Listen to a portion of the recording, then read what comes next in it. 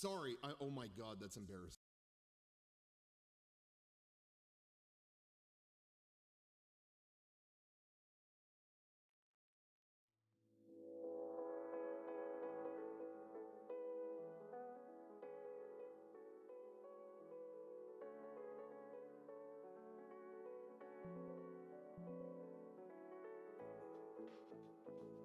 Okay, I think we're good there. I think we're good there. How's everyone doing today?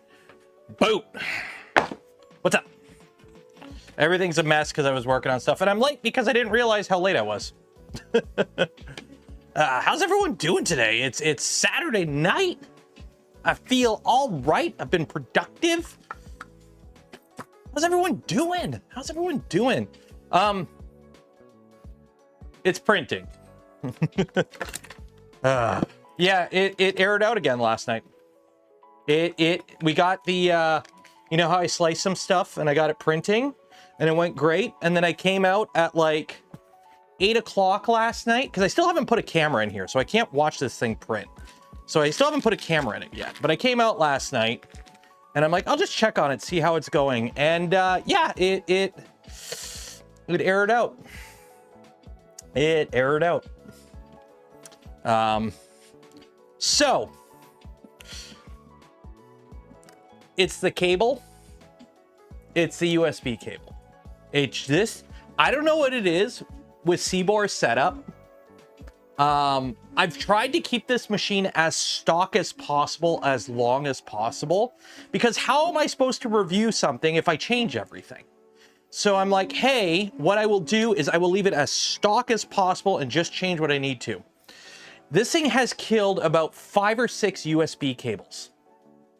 This umbilical setup has killed about 5 or 6 USB cables from the cartographer. Both cables that came with the cartographer, cables that I used from something else, random USB cable. So what do you do when you get so fed up and you can't, like, it just chewing up USB cables? Well, what you do, you stop using USB cables and use armored heavy gauge IGUS cable that I had some left over. I think it's like 18 gauge. So this is shielded, it's reinforced, and it's got 4 18 gauge wires. So this is now my USB cable in here. So we'll see how it goes.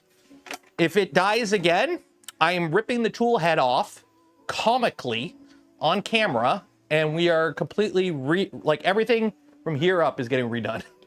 But I'm hoping that that was the MacGuffin. I'm hoping what I fixed is now so armored that it stops failing. Tube it. The problem with the tube is it's not the tube. It's not the hot end. The hot end's fine. It's the controller. It's not the cartographer. It's what connects the cartographer to the controller. And it kept dying on me, and it's stupid, and I hate it, and it's annoying. How's everyone doing today? Do you want to win some filament? Hey, I can't zoom in anymore. Every stream we give away a spool of POLYMAKER filament, and this is the last one of the year. So enter for your chance. This is probably going to be the last stream of the year. There is a chance there's a stream on Tuesday. If I do a stream on Tuesday, it's going to be like a game stream or something. Because it's New Year's Eve. I ain't going to work. I bought Warhammer 40K Rogue Trader. Maybe we'll try that on Twitch or something. So today is going to be a pretty chillaxing stream. It's the last stream of the year. It's Saturday night. I got a hair in my eye. There we go. I had to die. I died today. I'm not, no cap, for real. I died today. Because the canvas that I bought wasn't this color and I needed to dye it. So I dyed it. Because,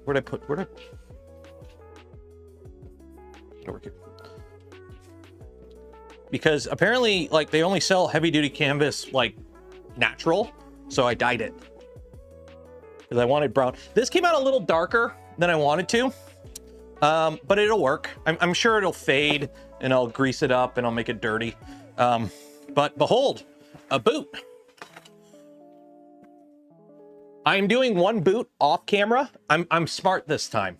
I keep screwing stuff up. This is the left boot for the power armor. I keep screwing stuff up. So what I'm doing is I'm doing one entire boot by itself off camera, or really on live streams. And then I'll do this again once I know how to do it right. And I'll film it and I'll put it in a video. I've already figured out a few things I've had to change. Solid. You want to know why it's solid? It's EVA foam. This stuff is awesome. If you've never worked with EVA foam, EVA foam, I call it, is it EVA or EVA? Anyways, EVA foam. It's like semi-rigid foam. And that's how I made all this. And then also, this is a rubber boot, right? How do you fill all the voids? Low density, low expanding spray foam.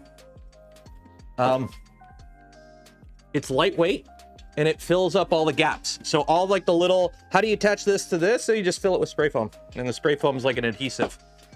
So yeah, I just filled it all with EVA foam, and everything's locked in place now. Nothing like collapses in on itself, but it's still all nice and lightweight. I have the sock filled with socks that I use to fill this up so it doesn't collapse in on itself. But it works pretty good. And then for those wondering, here's the boot, the rest of the boot. So this all goes over all this.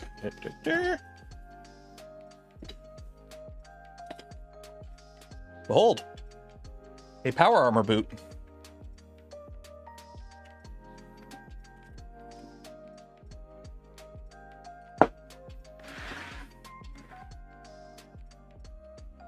I'm going to do some more accent work. The plan is I'm going to use the thinner EVA foam I have, cut a strip of it, and I'll paint it silver, and I'll put it around the back here to be like the back. What did Steve say? Steve, what? Steve, what? But yeah, there's the left boot of the power armor. I got to figure out how to attach it to me. I got smart because the plan is, I've already fixed a few things, but essentially I don't really have a lot of like, I can't move. There's no ankle in this. There's so much in here. I do have a little bit of room for ankle. Wow, I really cut it close there. How much? I got about a ½ inch. Knee pads. The plan is, I already tried it once and it didn't work because I mounted in the wrong spot. But the plan is to put a knee pad up top here, roughly where my knee will be. That way I can lock my knee into it. I can just Velcro my knee in. So this will like go here. I got to foam it out because the problem is I already tried it earlier today. You can see I walked around with it earlier. You can see the hot glue. I love hot glue for this because it'll hold strong enough, but if you screw up and you got to peel it off, you just peel it off. So the problem is I glued the knee pad right up in here, but the problem is it's freaking massive. So I put the knee pad up at the top. The problem is, look how big that is. Look at that hole, right? Something mom joke. But essentially, I have to like have my leg in the middle. So I have to pad out like 2 or 3 inches and then put the knee pad like here. So that way my leg's in the middle of it all. So yeah, so that's the plan. And then I'll glue it in at the bottom. And then also I already damaged it. This rubs on here, and I did make it a little bit flexible. So I use a lot of this stuff. Where'd I put it? This stuff. 1-inch elastic webbing. That's how I attach everything together. You just cut into like 3-inch strips, and every couple of inches you just hot glue it on each side. And that way you get enough movement in there, but it still holds it tight. The whole bottom here chewed the crap out of this and just like 5 minutes walking around. So what I did was I just put Tessa tape, which is a fabric tape. I just put Tessa tape under this whole part here. So now it just kind of slides on it instead of taking chunks out of it. But I still don't have an ankle. Like, I don't have an ankle in this. But this is roughly where it's going to sit. And also the back part here, there is some flex to this part. This is also attached with the same method. So I do have a bit of a flex, but it's mostly one piece. So, and this is the inside. So it's a left foot, so you would see this more. So, but yeah, that's what I was working on today. So I can't do the other boot until I get this boot 100% done. So let's get to it. And then also, where is the other boot? Oh, it's over there. So yeah, so this is this. If you're wondering, what are we up to? The helmet weighs 2 kilograms. So the helmet weighs 2 kilograms. Hair. The helmet weighs 2 kilograms. And the boot. Oop. How about if I put it on the right way? Weighs 3.5 kilograms. Probably closer to 4 kilograms once it's all done. Because I don't have the knee pads in it and a bunch of other foam. So yeah, we're already going to be at, so what, 4, 8. We're already at 10 kilograms. So 22 pounds.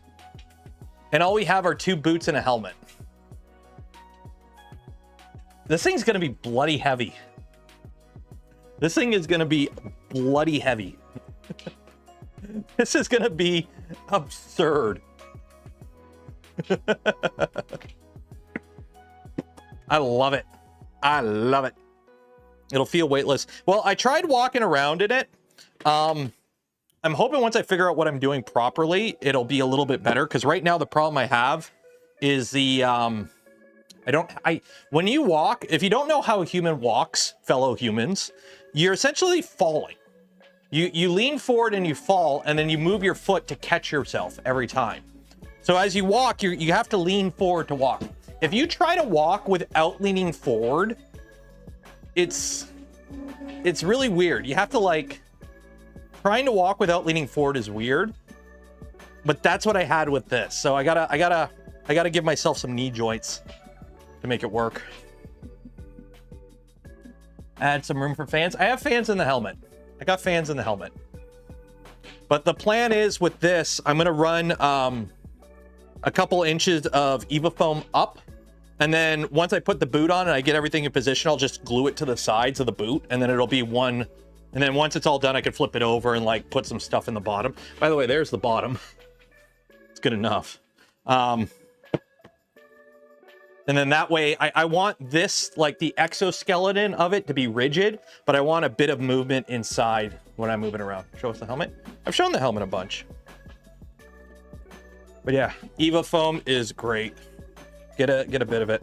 Also, fun fact, it is November. It is December 28th. I live in Canada. It's hot in my garage. I haven't had the heater on in 2 days, and it is 21 Celsius in my garage. Here's the helmet.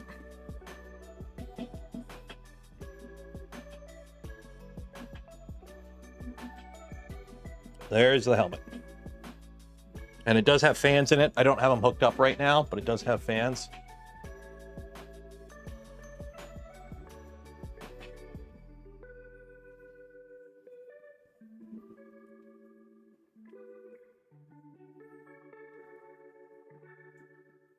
There you go. Helmet.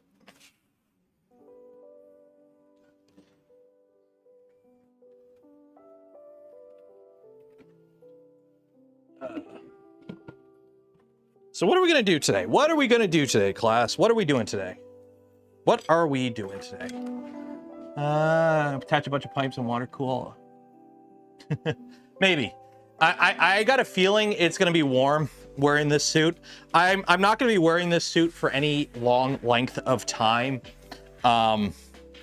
This is just kind of like put it on, wear it around for a bit, go back inside type thing. I really don't plan on this being like, you know, something I'm going to wear to a TV show kind of thing. It's just enough to get the job done.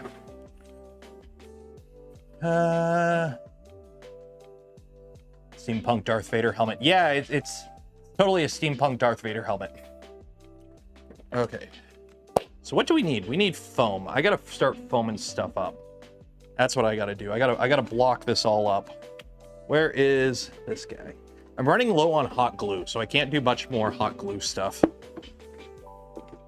But I do gotta foam this up. So, where is foam? Haha! Foam! So if I put that, grab my kniff.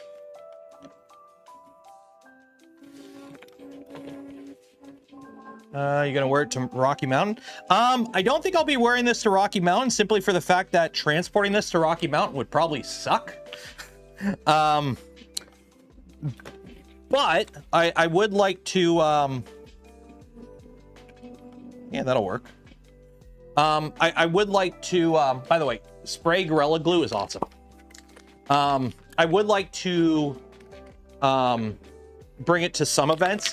Maybe Midwest Rep Rap Fest, maybe East Coast Rep Rap Fest. I want to actually start having this year. I might do boosts. I might do boosts this year coming up. That's another thing we're doing tonight. Tonight is like year in review / plans for the future of the channel kind of stuff. Also open floor QA. And if you guys tonight, we're just yapping. And hey, while we're yapping, if you want to help support the channel, the content I create and the things I do, don't forget every stream we give away a spool of filament from POLYMAKER. Link in the video description for that. Also, while you're down there, every stream, while you're down there, what am I even talking about? I completely lost my train of thought there. Let's start over. Let's start over. You can tell I've been running around a lot today. There we go. You go there, and then do that like that one guy from the Salem witch trials, right? More weight. There we go. More weight. Okay, what are we talking about? Do you want to support the channel? Of course you do. Become a channel member. I don't know. Buy some gamer subs. Code Canuck. Save 10% on your order. What other things can I shill? Are we shilling tonight? We shilling, boys. Where are we shilling? Announced dates for Murph. Have they announced them yet? Usually it's like June, isn't it? Like last weekend of June or something. What's the Seaboard doing? Oh, it's by the way, if you're wondering, I forgot to turn off. I re-sliced it all because it jammed on me, or it failed. And I forgot to put on variable layer height, so everything's 0.2, but we got to glue this all together too. So the plan is we're going to work on this for a bit, and then we're going to put the shoulder pad together, and then work on some other stuff, and then maybe work on some other stuff, and we're just going to have fun tonight. We're just going to work on a bunch of random stuff and yap and chat and have some good times. I'm running some old KVP ABS through Mark IV. There you go. Print and shill. Yeah, print and shill. Ooh, also my music's really loud. I don't know why. Is it loud on your end? No, it shouldn't be loud on your end. It's just loud on my end. By the way, remember how I cleaned off my desk? It's all stuff that I'm actually using right now. It's like, hey, some gloop. We're going to be glooping stuff later, and the helmet, and spray paint, and wood filler. It's all stuff I'm using. Wasn't there some events? There is, but I don't know how far along it is, and I don't really want to go publicly talking about it. Like, I've mentioned that there is, but I'm not going to, like, I don't know how far along they are, essentially. I'm not banking on it, but I would, you know, I plan on going if they do it, and that would be really nice for me to go because it's right there. A KB3D, is KB3D in Ohio? I mean,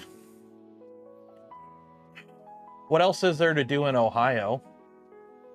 Peter Schriepel's in Ohio. I like his stuff. And for those wondering, because I seen somebody was already asking on my Discord about it. No, we're not doing the New Year's Eve giveaway and chill live stream. In previous years, the past 2 years, I think we've done it, where we do a New Year's Eve giveaway and chill live stream. We are not doing that this year. 2 reasons. One, and this is the primary reason, this May is 5 years of me live streaming, and I'd rather do an event then. I think a lot of people have kind of started doing Christmas giveaway stuff, holiday giveaway stuff, and it's like, yeah, I don't want to be another guy doing the same thing. So in May, it's my 5-year anniversary of live streaming this kind of stuff on my YouTube channel. So we're going to do a 5-year giveaway and chill type stream then. And 2, on Monday, I'm getting a crown because I cracked a molar in half. So Monday, I'm going to be not in a mood to do a live stream. So we're not doing the live stream for the first reason, and that's really good because of the second reason. Can't believe it's been 5 years. It feels more like 5 1/4. I mean, it's not 5 years yet. How's this come along? This thing's loud. It's a loud printer. Oh, also this came in. I was gonna work on this tonight too. We might. I gotta sand it all still. But remember the LED stuff? LEDs came in. So I got proper red LEDs. I also got blue and orange. And they have the proper thingamabobber and the doohickey. So I shouldn't have to worry about blowing up the diode. If I can just wrap this stupid cable around there. There we go. Behold. Light. Oh, these are much brighter too. I haven't actually checked these yet. They just came in before the stream started. There you go. So this will be in the, for the power armor, I'm doing a AEP9 las pistol to go with it as a sidearm. And instead of doing a laser pointer in it, because I don't want to walk around with a laser and accidentally blind somebody, we're just gonna have a bright red LED in it. So it'll still go, bleh. Maybe I'll put a mic in it and it'll make a pew noise. Did I see the power armor helmet that Hacksmith? Yes! Yes, I've seen it. It's really cool. Unfortunately, I don't have an entire workshop with all the equipment to do that, as well as I don't have interns. So it's really cool, but that's not what I'm going for. I was actually tempted to try and put something in the helmet, like an optic, a rangefinder, something in the helmet, even just an LED. But then I realized that's just a lot of extra weight and complexity. Oh, the lamp? Yeah. So the plan with the lamp, for those that don't know, pretty much everything on here is friction fit. So if I need to, I can take the lamp out. I will be redoing the lamp at some point to put an LED in it. And I also want to resin print the lens itself, right? So I want to resin print the lens with some LEDs behind it. I will modify the file so I can run 2 really thin wires through it. I'll drill a hole in this thing so I can run the wires in to the helmet, and I'll run it off the same battery I'm running the fans off of. But for now, that's good enough. So. Yeah, an yellowish LED. I was actually looking. I was trying to find, I don't think I have it in, I'm pretty sure I turned it in when I quit.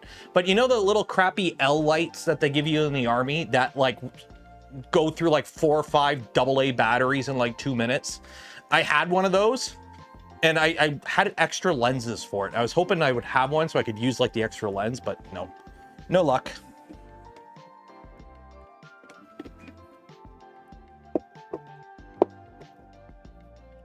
Is what it is.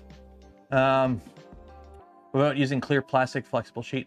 I could do that, but the problem is the lens has a texture to it. So the lens itself has like a texture to it because it looks like an old glass. It's glass, and like, for those that don't know, in the Fallout universe, there's like no plastic. Everything is like metal or bakelite. Like there's not a lot of plastic in the Fallout universe. For a lot of stuff is still like how you would make it in the 50s and the 60s, essentially. So the lens has a pattern in it, and I want to keep that pattern. So I'm just going to resin print it in a clear resin with a little bit of yellow dye or something, and then just put like a LED behind it or something. I'll make it work. And then I've also got the fans in it, but like, for example, these come off. These just push in, so I can take this apart if I need to like change out if the fans die or something. I still have like control over it, essentially. Okay. Okay, so you go there. Now, what I'm gonna do is plug in my hot glue gun. I'm running low on hot glue. I've gone through so much hot glue so far. Armor is mostly plastic. No! Okay, technically yes, Sebas. So, yes, this armor is all ABS. But in the lore, it's all steel. It's the T-51 power armor that is made out of composites and plastics. That's why it wasn't used much. Because they came out with the T-45. It was rushed into production to combat the dirty reds in Alaska. And they rushed it out, and it had a bunch of defects. It was really expensive. It was overly complicated. So then they came out with the T-51, which was a better power armor, but was way more expensive. And then they came out with the T-60, which is an improvement over the T-45. You got to learn your Fallout lore. Did you paint it silver? Yeah, it's silver and then tarnished with a wash. I'm waiting for this to heat up so I can just tack this on. I like the Gorilla Glue. The problem is it takes like half an hour for it to get like strong. And I don't like waiting that long. So usually what I do is I'll glue it together with this, and then I'll just tack it in place with hot glue, and then good. Favorite Fallout game? I've only ever beaten 3, but I put a ton of hours into like 4 and yeah, a little bit into New Vegas. I like the setting more than the games, if that makes sense. I like the show. I like the lore. It's like Warhammer. Everyone loves Warhammer lore. Not everyone plays Warhammer. My first Fallout 3. I'm gonna go with 3, just because it was like the first one I played like a ton of. So Fallout 3 has like a, you know, a little bit of a place in my heart. Also, I'm doing the T-45 because of the Fallout 3 box art. So if you've never seen the box art for Fallout 3,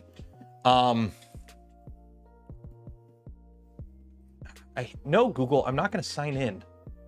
There, that's the box art for Fallout 3. So if you're wondering why I'm doing T-45, this is why I'm doing T-45. It's because of this, literally this.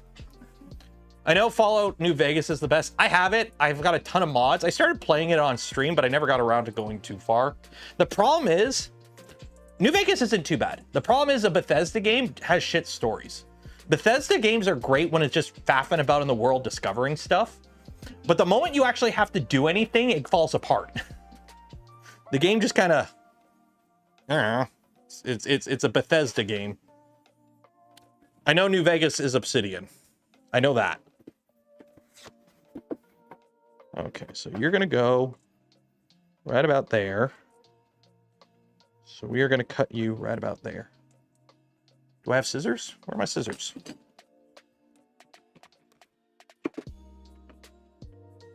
There we go. We're figuring this out as we go. So that way, once I figure out everything, I can do this again on camera with the good armor, or with the right boot. Bethesda in Wales. Yeah. Wait, they're not British. They're not British. Okay. So.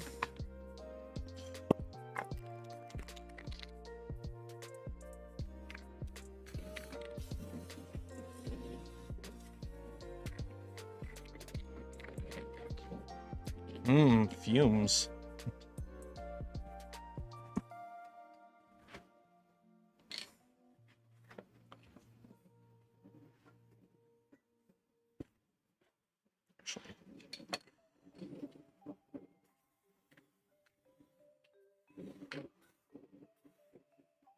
Let this get tacky for a minute.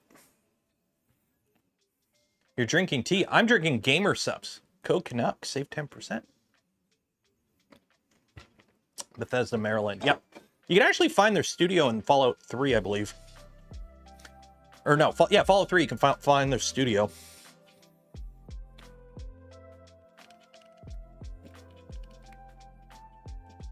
A little bit of hot glue to tack it all in place while it dries.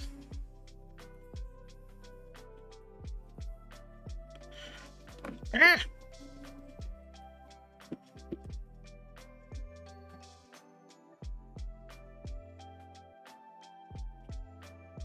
Should I be using the hot glue gun right next to the butane lighter that I use for heat shrink? Probably not. But here we are.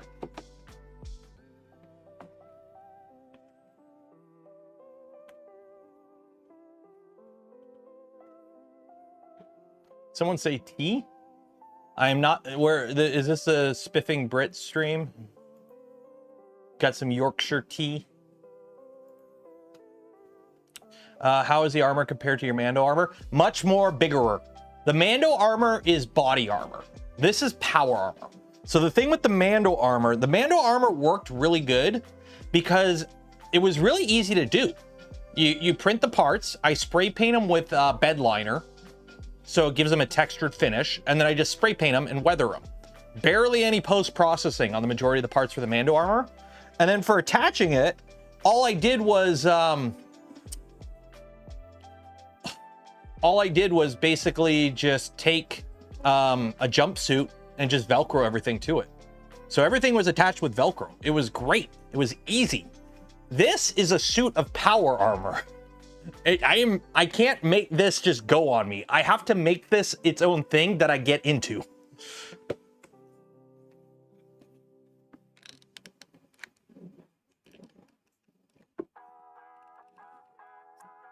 Good old hot glue.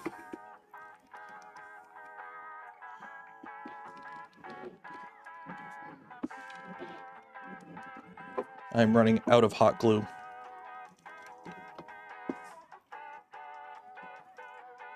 we go. How does that look from the bottom? Oh, I can put a lot more glue in there.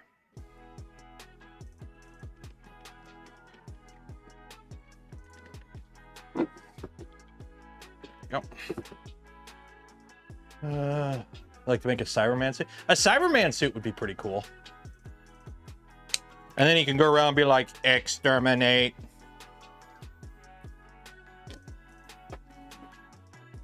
Or wait, no, no, that's the, no, Daleks is exterminate. Cyberman is blah, blah, blah, inferior, Cyberman superior, right?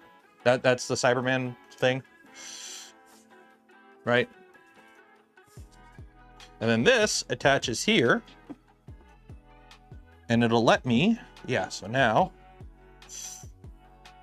I need to get something in here. What can I put in here to stretch this?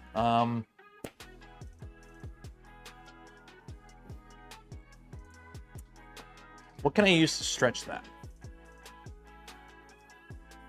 I need something to hold its shape. Oh, probably shouldn't be using this. But, I mean, if it works. That'll work. I just need something to like hold the slack out of the elastic while I do this. Okay. And then this will just kind of go right about there.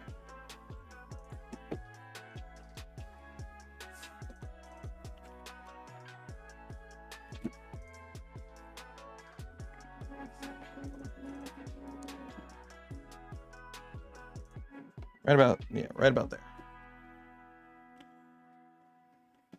I got to figure this out, actually. One second. This is the problem. I have to put this on now to figure out where to put my knee. What's that? Oh. See, I like organic supports until you get to the part where you're like putting out a million little itty bitty. Oh, wait. No, I gotta put my foot through it first. Hold it up to my leg. Okay, actually, no. Put this down. Yeah.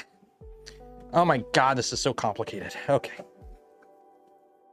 You get under there. There you go. Okay. Are we on? Okay. So you go right about there. So, yeah, I know you can't see it. I'm just kind of trying to figure out where to position the knee pad right now.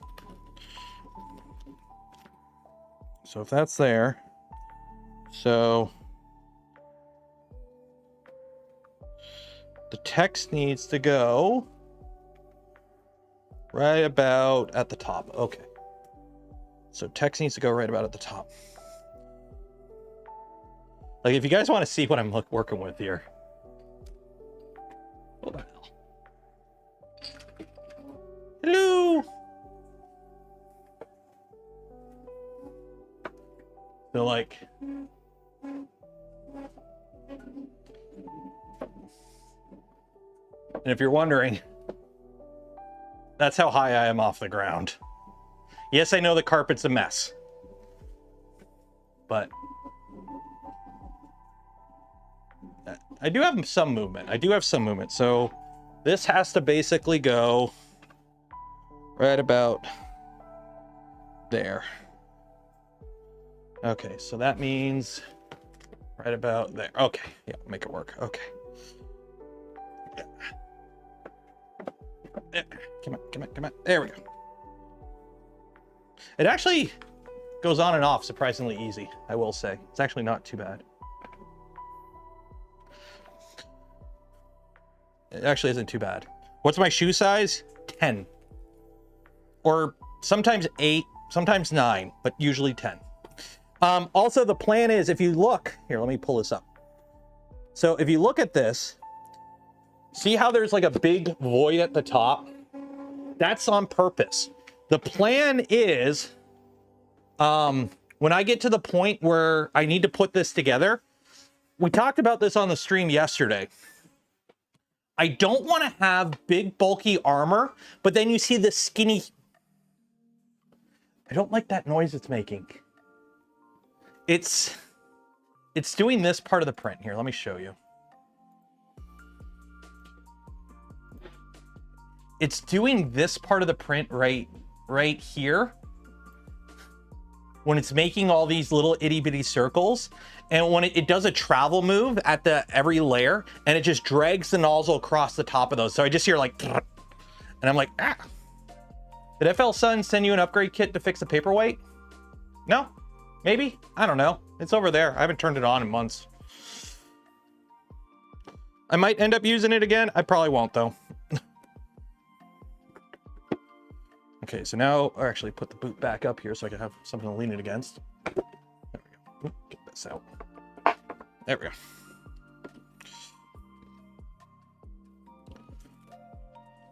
go. Okay, so to make sure I did this right, I'm going to put you right about there, and that's my reference point. So now, get my glue.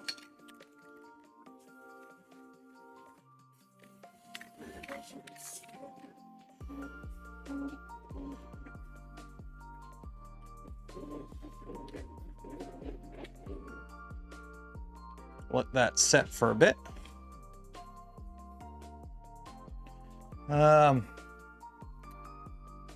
No Zed Hop. I have Zed Hop, but I think it's because it's a travel move outside of the printed part. It doesn't hop. So, is that a VZ230? No, it's a 330. And I use it occasionally. I need to fix it.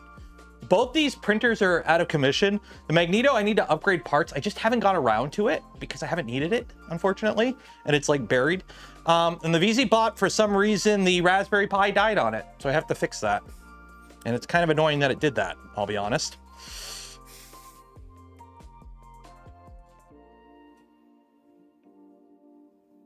They have a Pro kit. They did reach out to me about a T1 Pro. I don't know if I'm going to accept it because I really don't. Am I all? No. Am I out of hot glue sticks?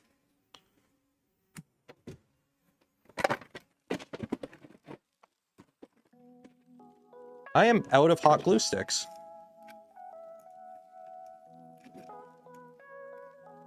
I thought I had one more. Shoot. I guess I'm out. Okay, well.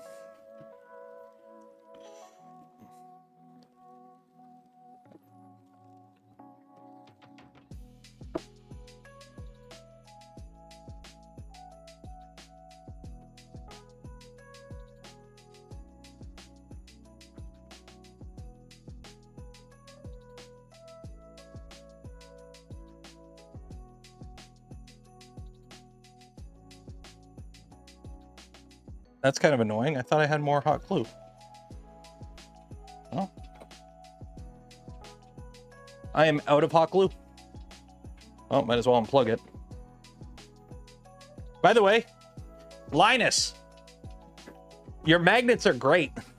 I got fed up of having to chase down my extension cord that I plug into everything. So I got the LTT magnet stuff, and I just kind of like clamp it to the side of my toolbox. My toolbox is metal. So, thank you, Linus. They gave me a bunch of those when I visited earlier this year. I use the bigger glue. I need to get a proper glue gun. This is a dollar store special glue gun, but I use it because I have it.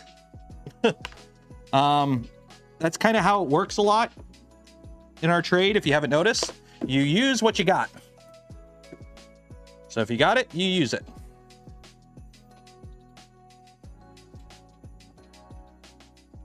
Simple as that.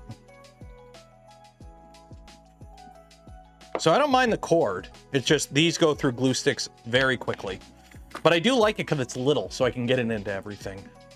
So, one point I'll get a better glue gun, but not today. Waiting on Kitty to come in so I can print new parts for the VZ bot. Going all-wheel drive and replacement Kraken got fried with power surge. Oh no! I'm a little worried about this one actually because I haven't used this printer in a while.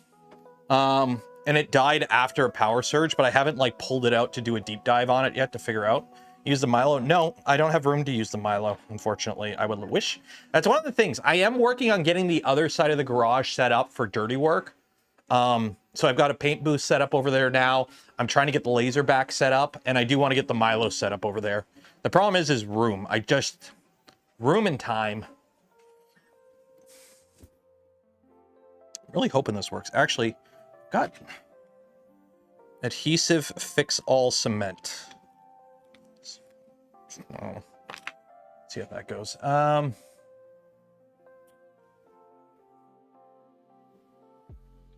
Get a cordless glue gun. They're awesome. Yeah, maybe I will. Maybe I will.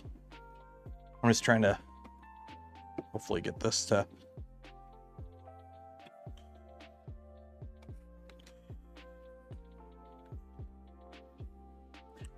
Time to sell a few machines and build things. The problem is I don't sell machines I built.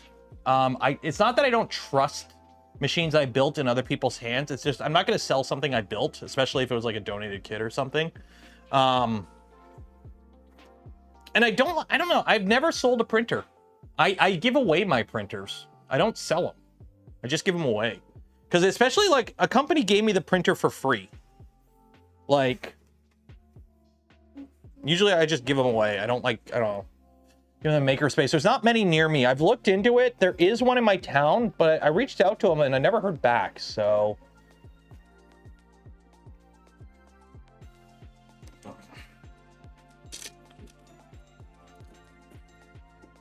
Let's see. How's this?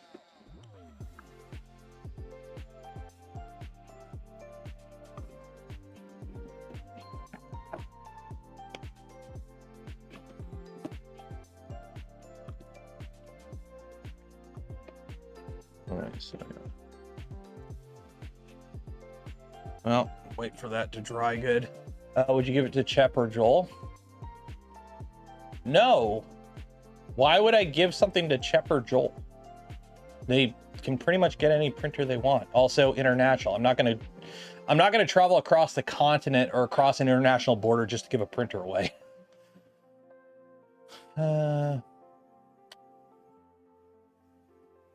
Your space. Well, where are you at, Josh?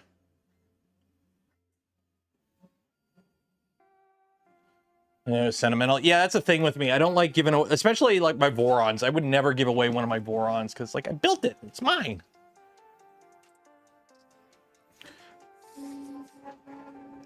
So question, how easy it is, or actually let's, while this is setting up, yeah, this looks real, this should work. Here, let me, hopefully this doesn't dissolve this stuff. Let me do a quick check. Because the last thing I want to do is accidentally put a glue on here that, because the problem I ran into with the boots, the rigid foam that I use for the bottom of the boots, yeah, some of the glues I use dissolve it.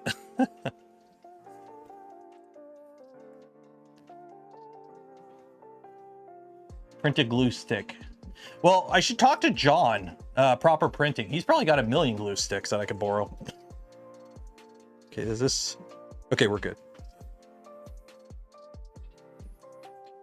So I'm just gonna do this.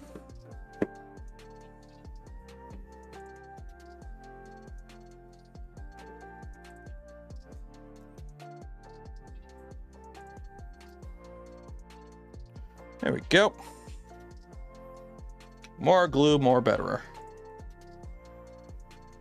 I can't really put anything in the bottom there. So that should.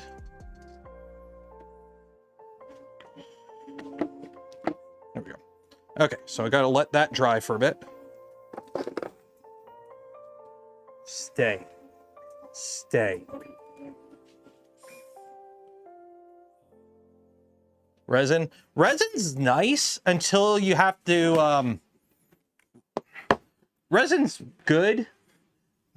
Having a resin printer is one of those things like, yeah, you probably get use out of it. You probably like it, but you probably don't need it. The resin printing is one of those things that's just like, I don't know. Do not buy a resin printer as your first 3D printer is probably the best thing I could say at this point.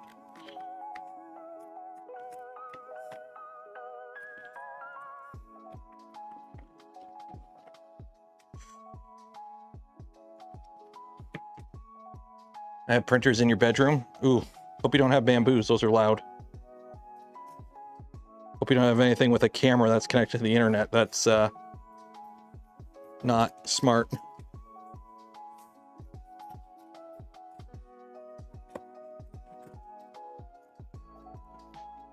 There we go. See, I was smart. Because I wanted to just add a little bit of mix, and so also with the dye, I added a bit of coffee grounds to try and change it up a bit. And this smells faintly of coffee now. Resin is toxic. It is? I did not know that. And now I know. Thank you for informing me of that.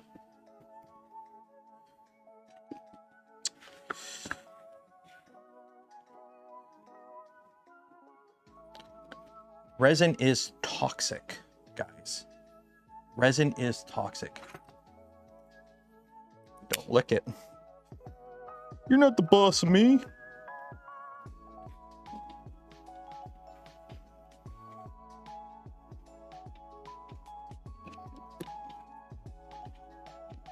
I screwed up.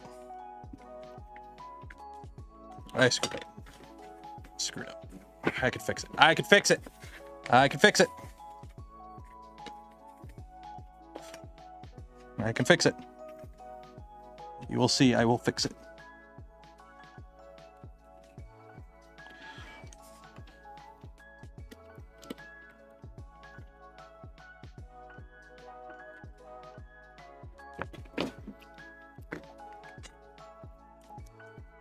There we go.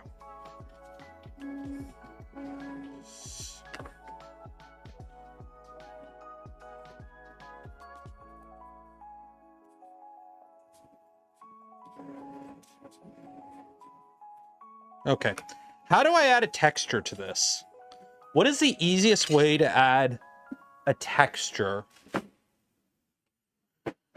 to EvoFoam? Because the plan is I want to run this around the bottom and paint it metal and use this as like the like just like an accent piece, because you know I got the thing at the front. I want some. How would I do cleats in this?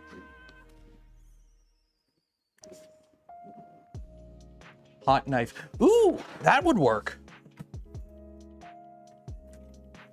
Hot iron.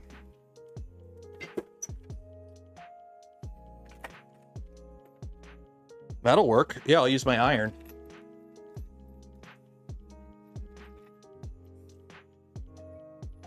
I don't think I have the bits for this anymore. Yeah, I don't think I have any of the original bits for this. I'm gonna have to like hodgepodge it. Yeah, don't have any of the original bits. I'll just.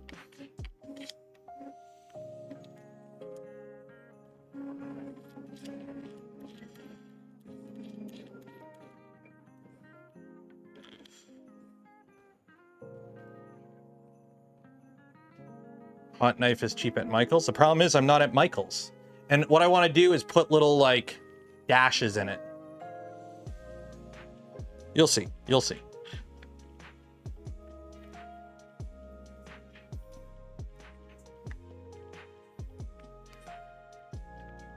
Let me put some M3 nuts on this. Make this work. This is going to work. This is going to work. I know what I'm doing. I don't know what I'm doing, but we'll see. Those aren't M3s. Yeah, whatever. This will work. I'll make it work. Make it work. We'll see. Plug it in.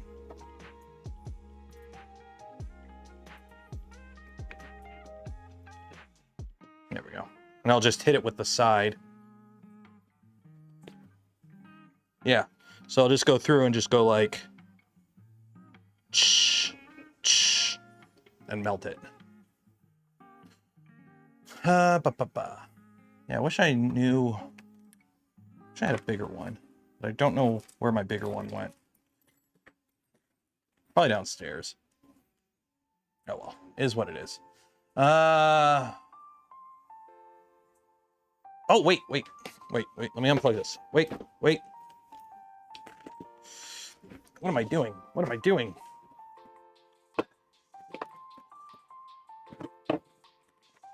Where is it? Is it in this box? No, it's not in this box. Where'd it go? Where'd it go? Is it in this box? No. No, where'd I put it? Where'd I put it? I know I...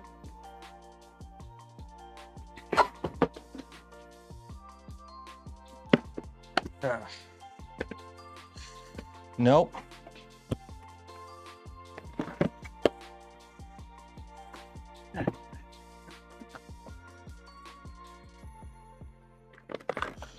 Haha.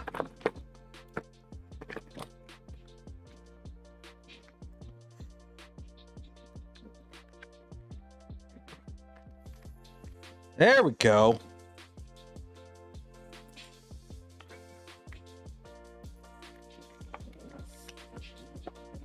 There we go. I'm not going to use this iron because this iron's good. But I will use this bit. Hopefully that didn't get too hot yet. Just a little. Oop. Yeah, that got hot.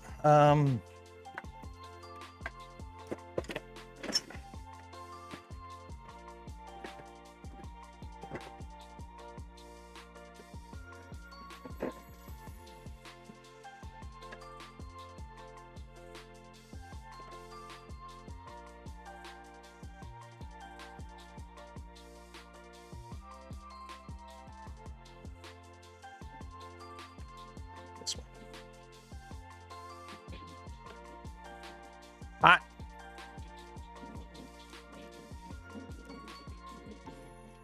Remember, kids, do as I say, not as I do. Don't touch hot things. Hot things are hot. Hot things are hot, class. Hot things are hot. Okay, let that heat up. How long does this need to be?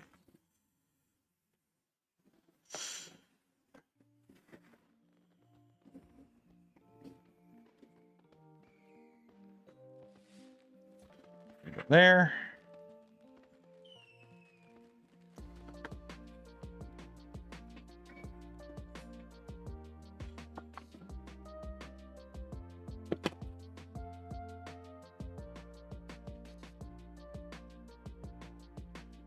There we go.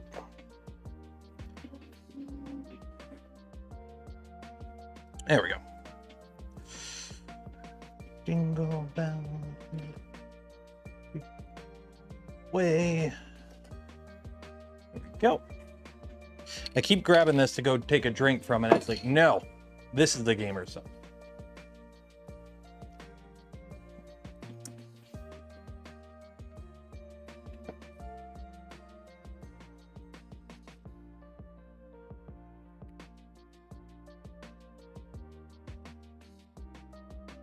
Nope, not hot yet. I don't know what temperature this is set to.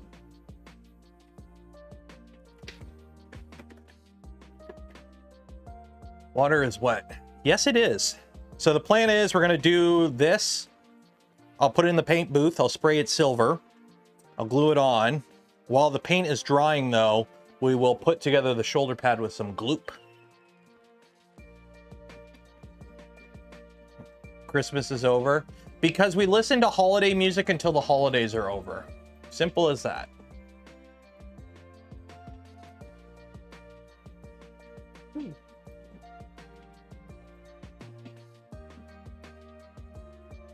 Spaceship.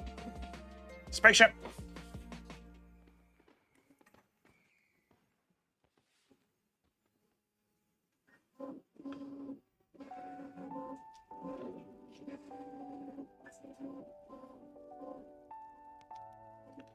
Why is this not... Shouldn't this melt? Like if this is hot. There we go. That works.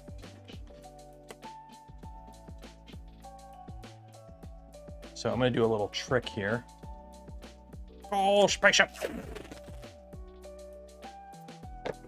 This is the thing I hate the most. I love rockets. I love SpaceX. But I think Elon is a tool. So I hate every time there's like new word or new news about like a Starship launch or something.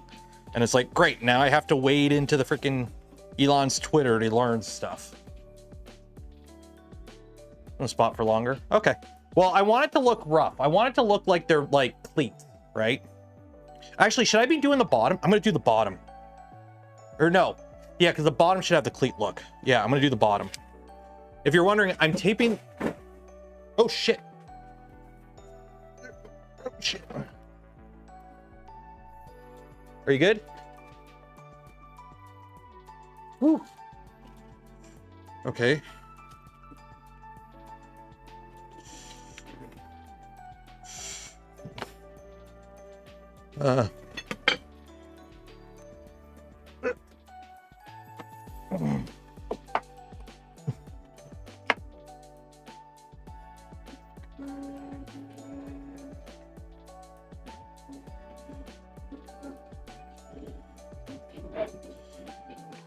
Good thing I was in here for that. If this had happened like after the stream ended, that would have been bad. That would have been really bad if that happened after the stream ended. Okay, let me do something here.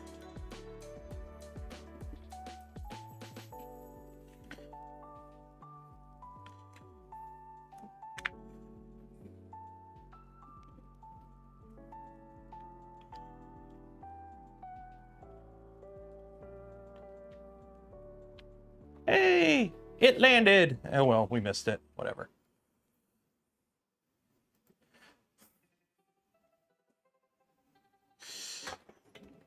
That scared the crap out of me. 1 second, please.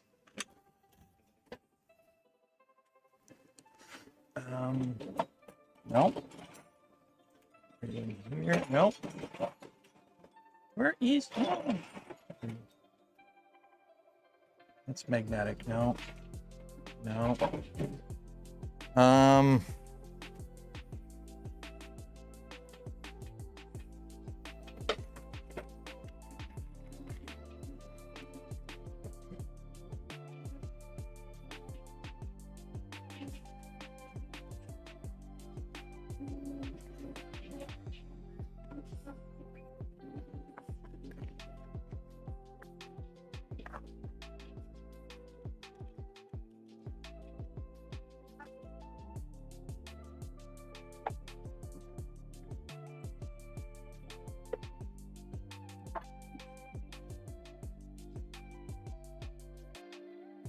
There we go. Okay. So the plan is, this is going to go around like that. So I'm going to put cleat marks in the bottom. But what I'm going to do is I'm taping this down so that I can use the little tick mark spacers on here to line everything up.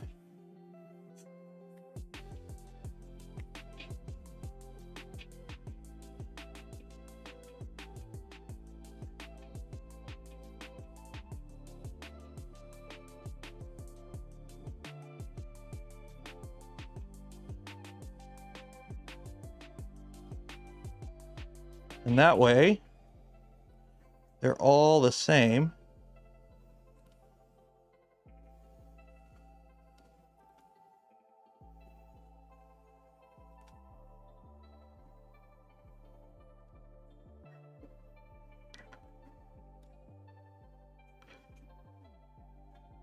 And I probably should not be breathing these fumes, but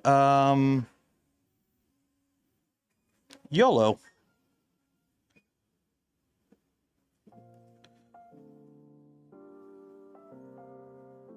I mean, like, it's not like I have a respirator mask right there that I could put on. But in the meantime, see, if I were to put the mask on, you guys wouldn't have anything in chat to complain about. There we go. I'll plug this. Oh, there we go. That'll work perfect. Oh, yeah. Oh, that'll work perfect. Look at that. And then that'll be like that, painted silver. And there's the boot pattern. Oh, that's perfect. Oh, that's perfect. Okay, let me go spray paint this silver. I'm hoping it's like the paint works pretty good on this. Yeah, here's a close up. That works perfect. Holy shit.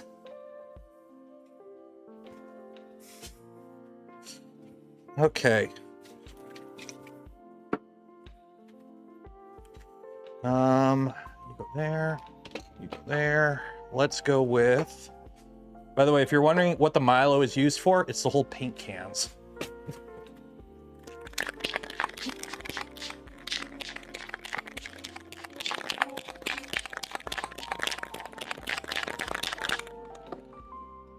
Now, for spray paint, I am wearing masks because this is metallic spray paint.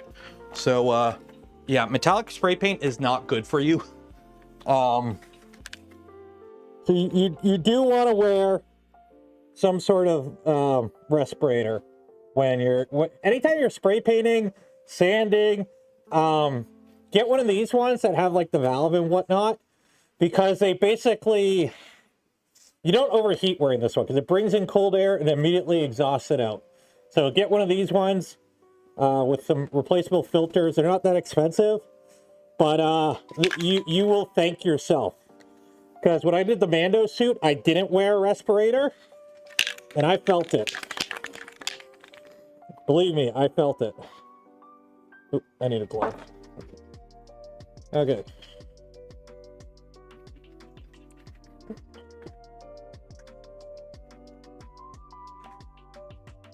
And if you have the exhaust, you can still blow your gloves up. Big brain.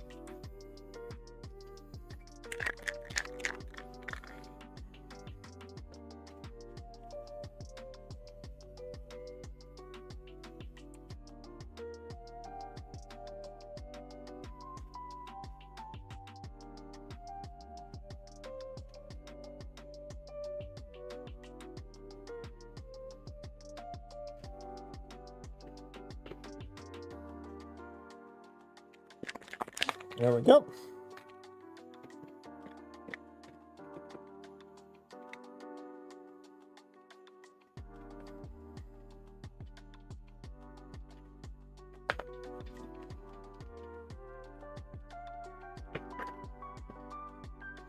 Also, I bought new glasses today.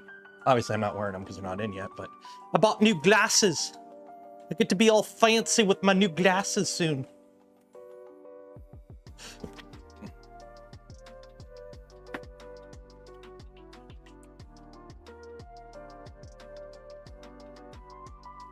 What works nice is the power. Yeah, the powered rest. Like, here's the thing. Here's the thing. Let me just make this easy. Let me. Yes, I know powered respirators are great. You know, having a whatchamacallit, an airbrush. Like there's a lot of equipment I wish I had. Okay, sorry, I'm pulling up the stream right now so I can reference something. Okay, so if you look right here under the chat, see how it says like 65,000 subs? In terms of budget, I'm going with what's cheap. And you know what the best cheap thing is? Something you already have. And I already have that mask. It's like, you'd be surprised how much, like these knee pads, I found them in like the basement somewhere. I think I bought them when I went to go do the floor in the garage or something, or in the bathroom, and I forgot I had them. In terms of budget, we have no budget. Like, you want to know what's okay? Doing the boots. $50 in Eva foam. This Eva foam, which this is the last piece. This is the piece I need for the other boot. So the Eva foam for the boot, and this roll, 50 bucks. 2 cans of primer, a can of silver spray paint, a can of metallic spray paint. That's like 60 bucks in spray paint. 4 kilograms of filament each. Like, I don't like looking at my, I keep track of my purchases, obviously for tax reasons, because I have to, like, you know, keep track of what I spend on stuff. It is amazing how quickly cosplay gets pricey. It's obscene. Like, I'm trying to reuse as much as, like, the cloth. 1 meter of fabric was 16 bucks. The dye was 5 bucks. The elastic straps that I use, these are 5 bucks. Like, it's like when you go to Costco. Parents in chat, you know what I'm talking about. You go to Costco, you get 5 things, 50 bucks. You get like half a sharpen card, it's like $250. You're like, what the hell? And it's like, well, that's $5, that's $10, that's $10, that's $15. And you add it up and you're like, damn. It gets pricey quick. So I might be you might be seeing a few more PCB way ads in the near future. As much as I don't like doing ad reads, you're probably going to be seeing a couple more in the future. Just so you're aware. Just so you're aware. I kind of screwed up doing this because I should have made. Oh, there we go. Okay, if I put you there, put you there. Actually, what I'm going to do. Oh yeah, I'm going to do this. Ready? Big brain. Get the clamps.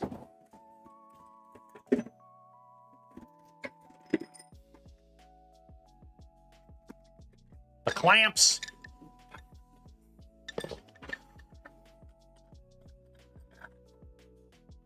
So now,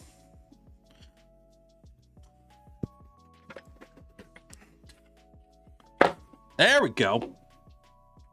So when I gloop it, it'll line up easier. But pro tip, anytime you go to glue 2 halves of something together, chamfer it. Always chamfer it when you go to put 2 halves together, especially when they are bottom side. For 2 reasons. 1, it'll be easier to line stuff up when you could feel the flat part and not like the burr. But 2, later on when you go to fill the seam, it's like, who here has welded in chat?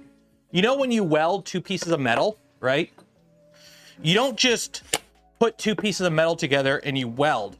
You have to chamfer both edges so that when you weld it, the material has somewhere to go. So you want to have somewhere for the material to go. So you don't want to have two flat edges. You want a bit of a dish.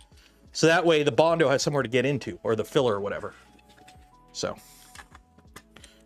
just get your little deburring tool and just clean it up. Easy peasy, lemony squeezy. And then you want to be really cool, just get a sanding block. Just make sure you got it clean. Remember welding 18mm plate and shop? Oh, that's easy. The thicker the metal, the easier it is to weld. What really sucks is when you're working on a mold and you have a detail like this little guy right here. Let me put it from my face. You got that? And you dent it, and then you're trying to build up weld so that the handman can come in and rebuild that tip and re-hand work it. And you're trying to build up weld without melting it. Or laser welding like shim together. You want to be good at welding, learn to laser weld, and you can like laser weld like 2,000 shim together. That's really cool.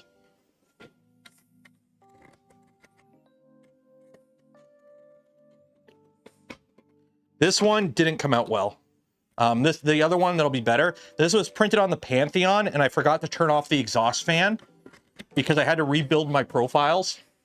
So I just used the PETG profile with the temperatures changed and the part fan off.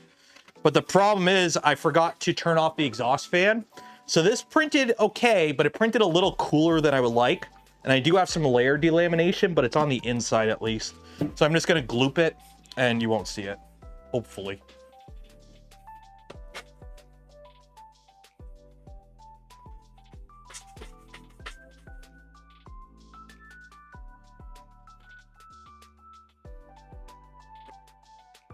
Laser welding is unobtainium. That sucks.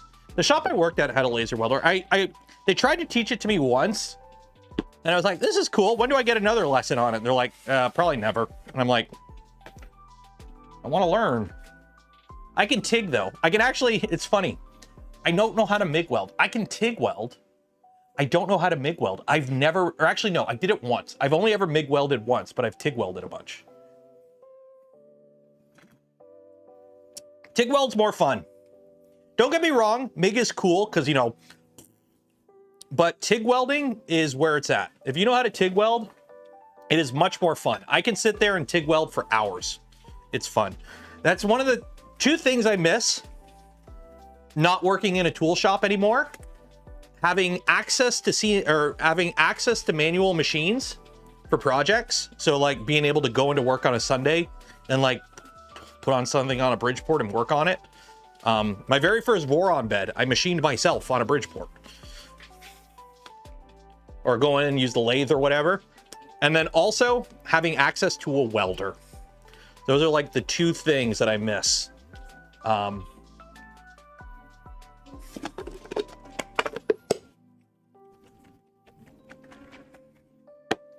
Gloop. Buy some, use code Canuck, save 10 or 15%.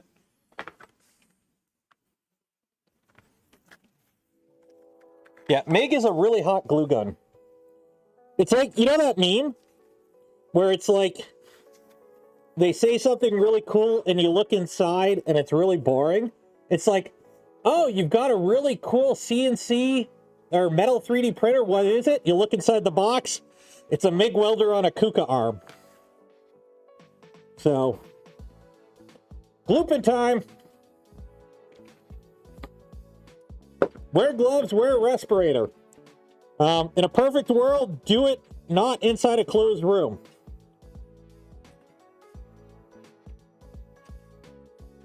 Well, unfortunately, I'm doing it inside a closed room, so I'm wearing a respirator. Now, yes, I could acetone weld this, but I kind of like gloop better for this because gloop is thicker than acetone. Acetone works really good for like smaller parts, I find, but when you're doing bigger stuff, you kind of want the thickness, as she said. Right? You kind of have to Occasionally, you got to get down with the thickness.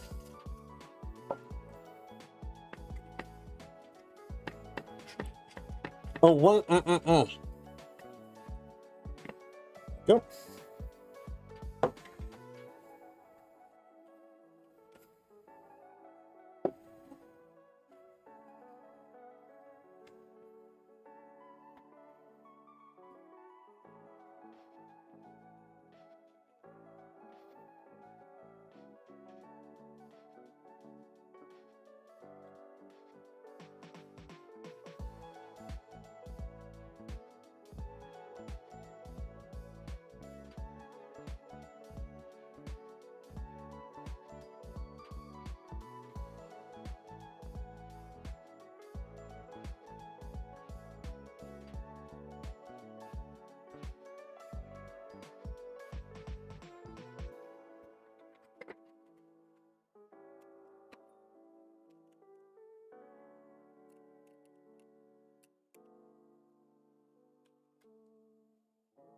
There we go.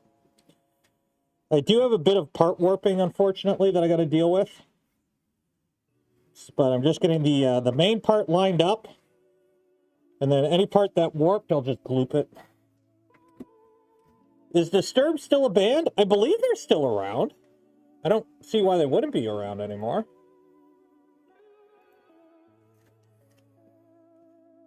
I got your welder secondhand. It's stick. I've never done stick welding. Stick welding is not something I've done. I've done TIG. I've done a little bit of MIG. I haven't done stick.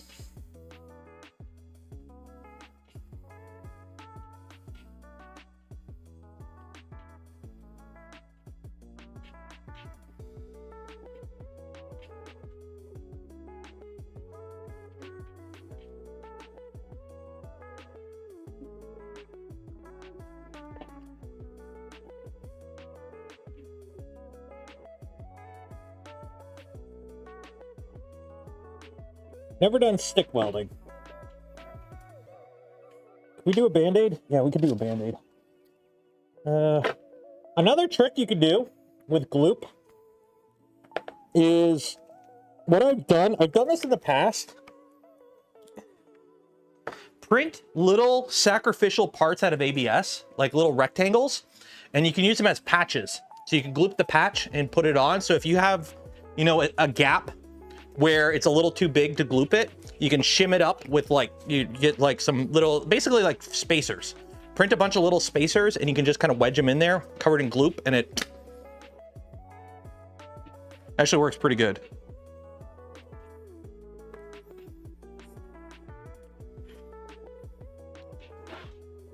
That's good enough. Let that dry for a bit.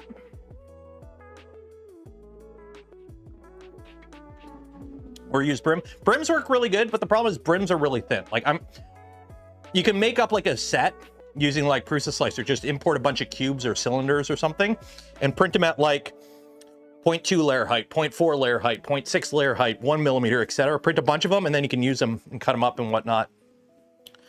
Just like slather them in gloop before you go. How's this coming along? How's this look?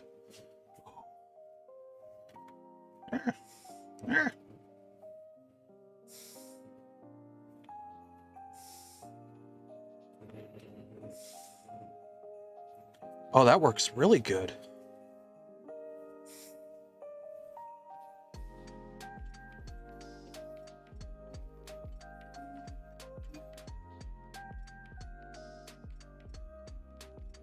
Focuses on the middle. There's the, that actually came out really good. And then we'll just glue that on and off we go. Just need some grime. Yeah, I'll do that after I put the boot together. So here, let's get das Boot. Ja, das Boot.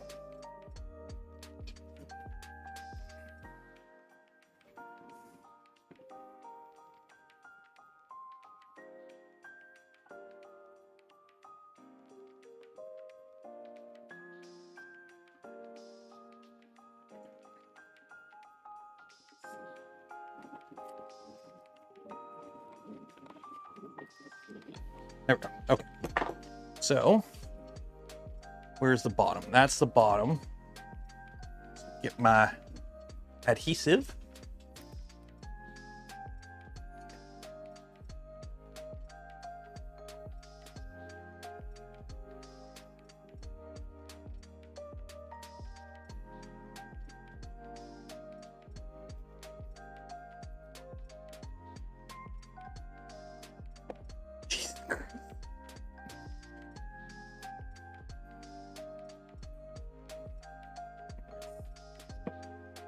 It's heavy. I keep forgetting how heavy it is.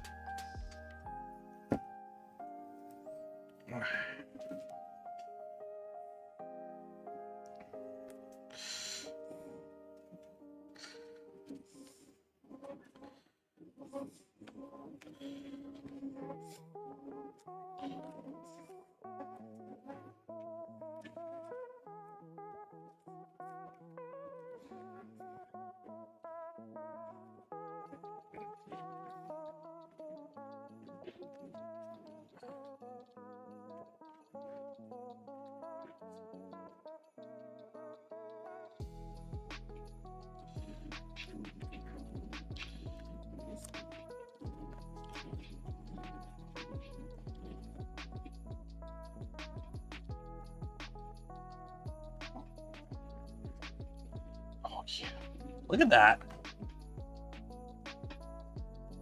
I got a little bit of a gap there. I'll fill it with some epoxy or something later, but that took 2 seconds. Eva foam is great. I love this stuff.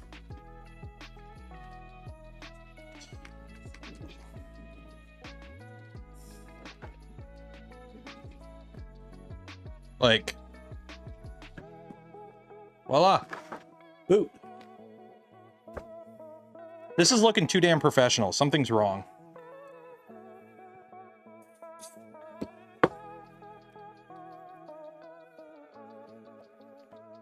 This is looking too damn professional. Something's wrong here, guys. This is looking too good. Freaking looking like Hagrid boots over here. Okay, now let's glue this other part on. Put the mask back on. Because it's made with love.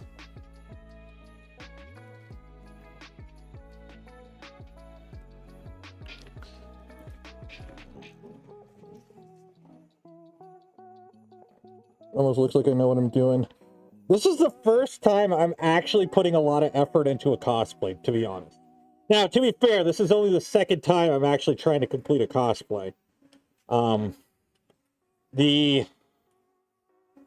The Mando suit was honestly really easy. Like, I cut so many corners doing the Mando suit.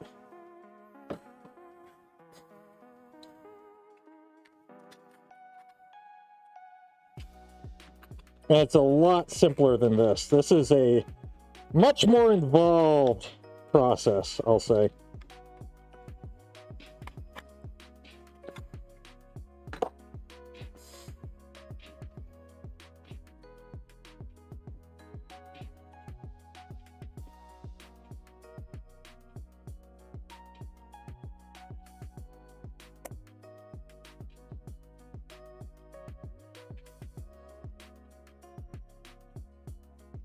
Don't forget to wear gloves, class.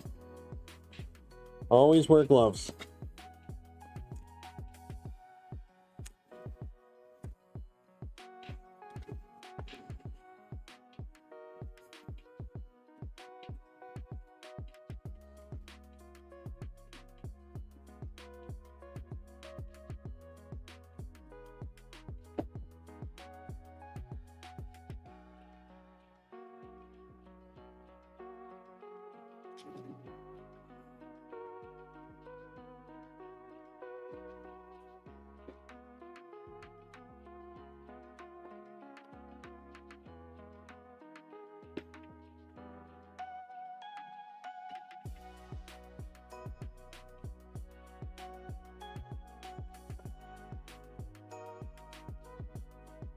There we go.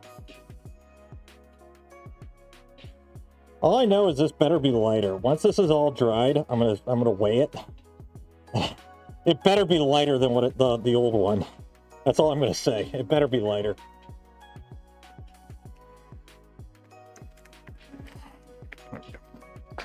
Woo. Good old gloop, and always store it in the container. I seen somebody was like, they waste a lot of packaging on the gloop. Like, if you think about it, it's a little thing. But this whole thing exists for a reason, because if you see it, it's got absorbent stuff. If the gloop in the bottle breaks, this case is meant to contain it and absorb all the excess gloop. That's the point of this. Store it in this. It lasts longer too. Lightning infill? No, I don't like lightning infill for cosplay stuff because I want everything equally supported. I've had issues in the past where if you print something big out of like an ABS or any plastic that shrinks a lot under cooling, if you use lightning infill, what can happen is basically areas of your walls don't have enough infill. They'll collapse in on themselves or they'll get all wavy. So this is 15% adaptive cubic, I believe. So medieval armor weigh between 35 and 55. Depends what era. I think some of the suits got up to like 80 pounds, but it's the thing with medieval, the thing with armor, if it's worn right, the weight is distributed evenly over your body.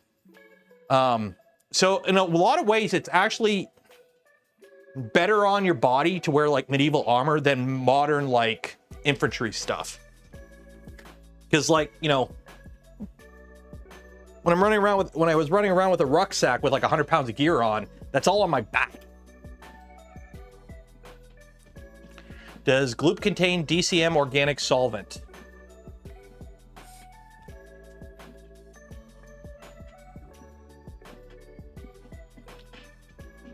Pause the screen and let me know.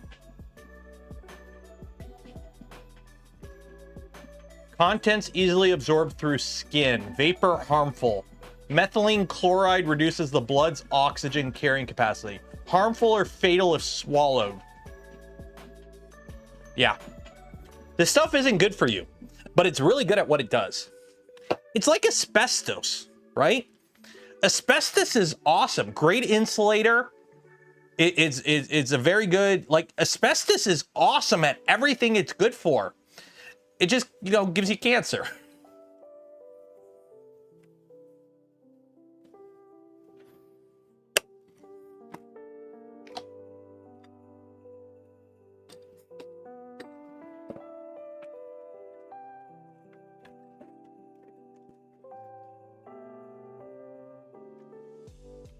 Just a little bit of cancer.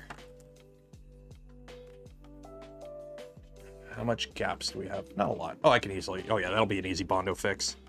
That'll be easy. Okay, so let's see. So the new one comes in at, how can I balance this?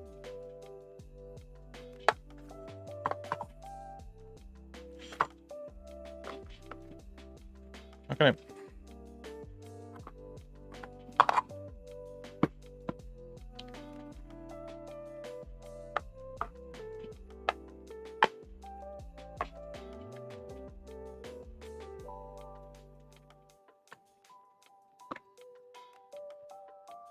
Go. Oh.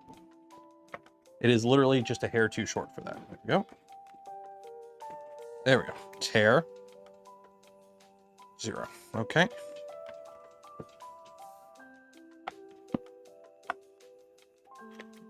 Don't fall over, just balance.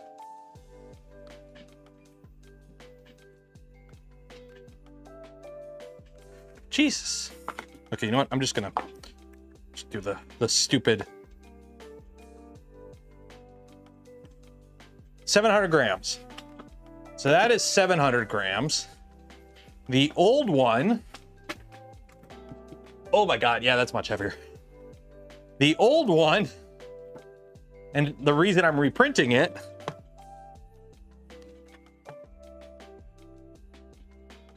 (1.2 kilograms.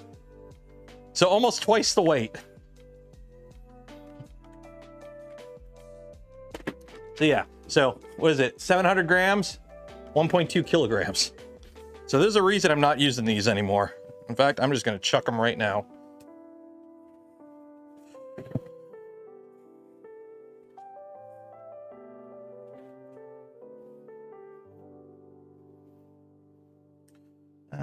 Scary fact, World War II gas mask had asbestos in the filter. Yep. I believe it. Asbestos worked really good. When I was in the army, the jackets, the barrel bags.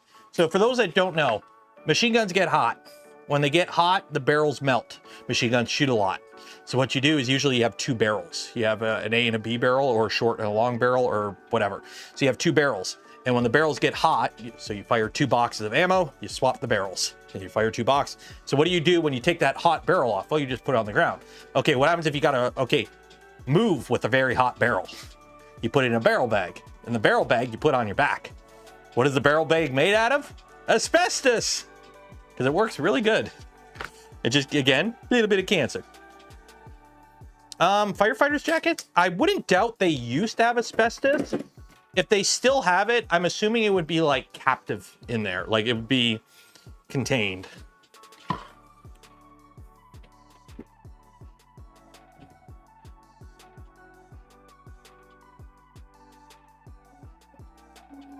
Now we're going to do some fiberglassing. And by fiberglassing, not fiberglassing.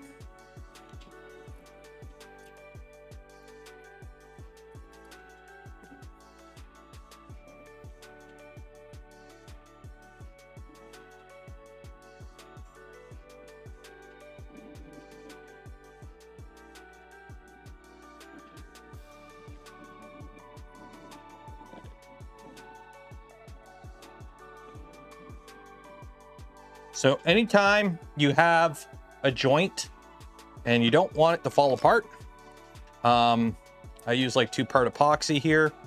You could use a bunch of different stuff. Actually, I'm not going to use 2-part epoxy because I'm running low on it, so I'm just going to use this gloop. If I can find, where'd my brush go? Oh, here's a brush. That'll work. We'll do this brush. I want to use a good brush. That is wet. That is wet with black paint. Yeah. Yeah, the problem with this asbestos is fine as long as you don't get the fibers airborne. As long as you don't get the fibers airborne, you're okay. It's when the fibers get airborne, then you don't have a great time. Time for bed. Take care, Simple Electronics. Don't forget to enter for your chance to win some POLYMAKER filament before you leave. I'm running low on my glues.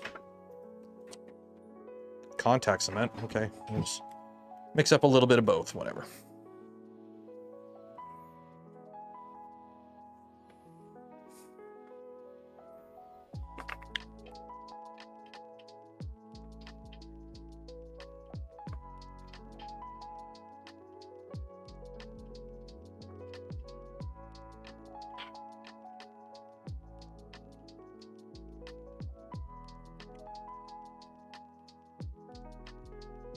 Usually I use 2-part epoxy for this, but I am running low on it, so I'm just using contact cement. Oh, wow, I'm out.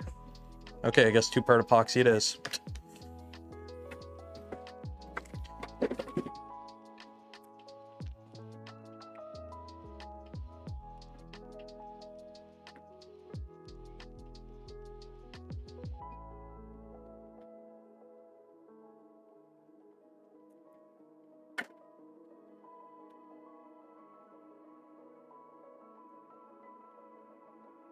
Is this the proper way to mix it? Nope, but it works good enough for what I'm doing.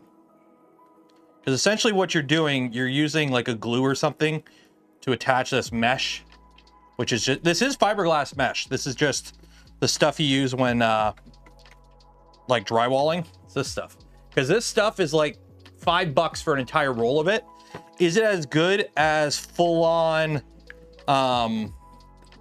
fiberglass mesh? No. But for just ensuring that your printed parts don't fall apart, good enough. And then I just literally use dollar store 2-part epoxy. That's dirt cheap. Is there better ways to do it? Oh, you bet. but it's cheap and it works good enough. And when you have to do this several dozen times, also you can buy these like acid etch brushes on Amazon for like a 50 pack for like dirt cheap. So when you're done with them, chuck them.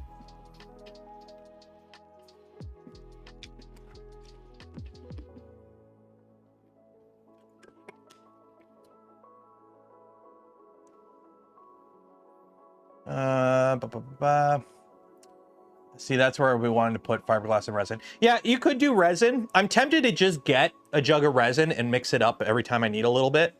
But for now, I'm using what I have on hand, and this is what I have on hand. In the future, maybe when I start doing the bigger parts of the armor, I'll pick up some resin. I don't know. I've been watching a lot of BPS Space lately. So yay, resin and fiberglassing and whatnot. But I'm trying to keep the weight down too. I don't want to go in fiberglass at all. So there we go. There's one shoulder.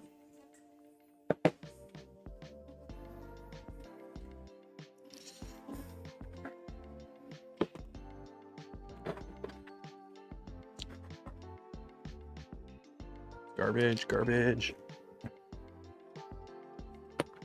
Joe Bernard. Yeah, you know what sucks? I had a chance to talk with him at Open Sauce, but I hadn't watched a lot of his stuff yet. Like, I knew of him. I knew he built the rocket that landed itself, like the hobby grade rocket that landed itself. So I knew of that, but I never actually like watched his channel. And like the past week, I've just been binging all his videos.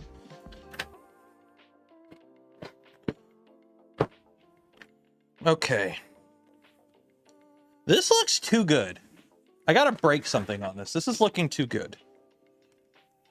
I did screw up with the foam. You know, it's low expansion foam. I expected it to not expand as much as it did. So, you know how when you accidentally have your foam expand a little too much and you're constantly trying to fix it? That was me for a good chunk of the afternoon. So I've kind of like, you can't really see it, but I've had to like jam it all back in. I'm gonna have to touch up some of the paint. There's a reason I'm doing the left foot first, because I figure the right foot you would see more. Yeah. As a G-Flex epoxy, that's some insane bonding with plastics, but ooh, nice. You're new to 3D printing, Joseph? Well, hey, good to learn. We're all new one day. Okay, now let's see if this actually holds together or if I broke it all. We'll find out.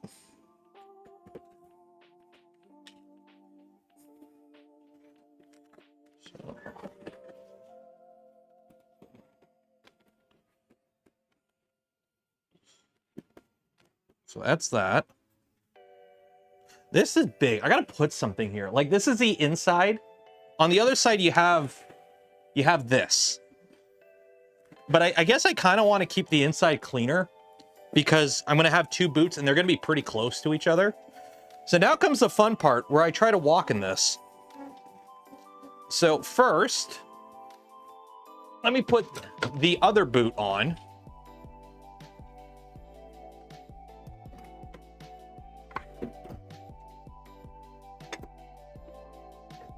And I'm putting the other boot on just so I have a reference because I don't want to like do that.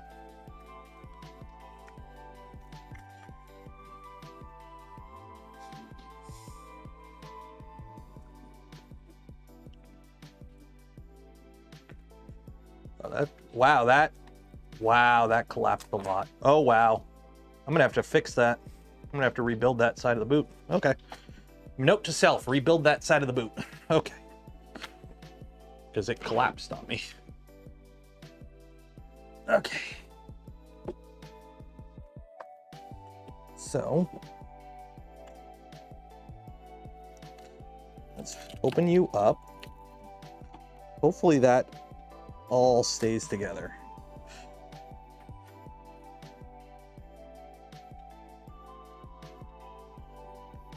Come on. This will be easier once it's all done.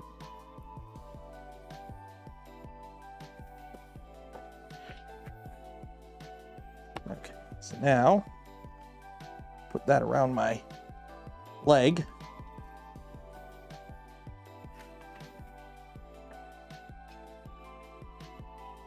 I can bend my knee. Okay, you ready? Let's do this. Let's do this. You get to see the mess that is part of my garage. This is the first time I'm actually wearing this and not feeling sketched out.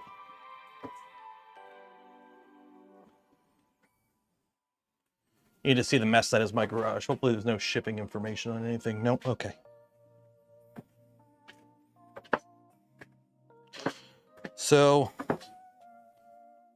I don't know how much you can see.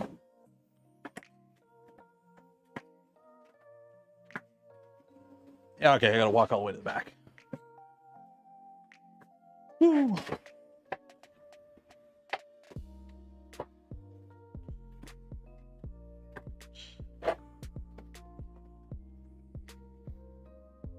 Make sure this is all sitting right.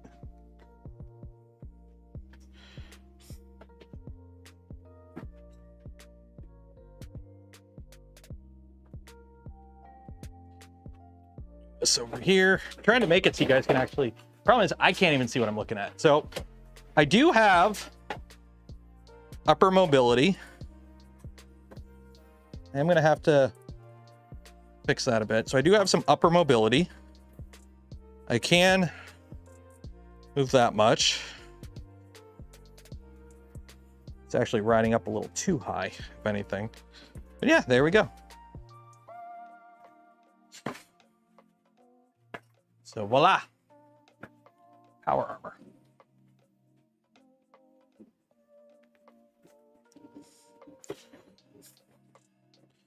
In terms of, it's not great walking around. Wow, I feel tall. This is great. Look at me, king of the castle, king of the castle. Looks good. Well, here's the cool part. Now I'm actually gonna go watch my stream so I can actually see it, because I couldn't see what I was looking at because my screen is facing the other way.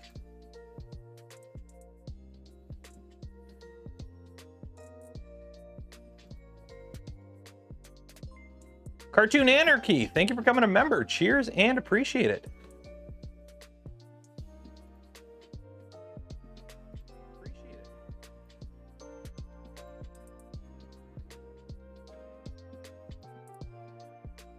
Hopefully that I can. Yeah, okay.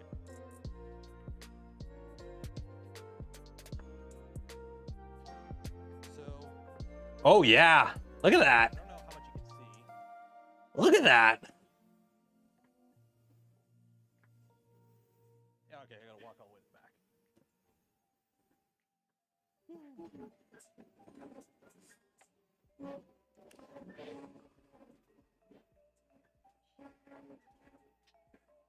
Yeah, look at that go. That actually works.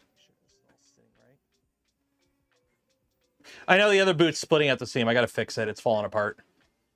The problem is the other boot is not mechanically sound yet because it's missing a lot of the parts that hold it together. I'm trying to make it so you guys can actually, the problem is I can't even see what I'm looking at. So I do have upper mobility. I'm gonna have to fix that a bit. So I do have some upper mobility. I can move that much. Nice. Yeah, I got to rebuild the other boot. It's kind of falling apart.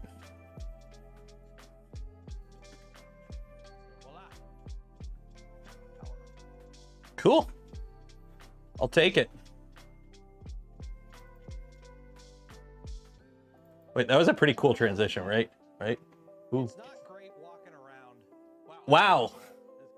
I have the cameras in exactly, I moved the camera and it's in exactly the same spot. Wait. So I can actually see it because I couldn't see what I was looking at because my screen is facing the other. Which Nero's the real Nero? Which one's the real me?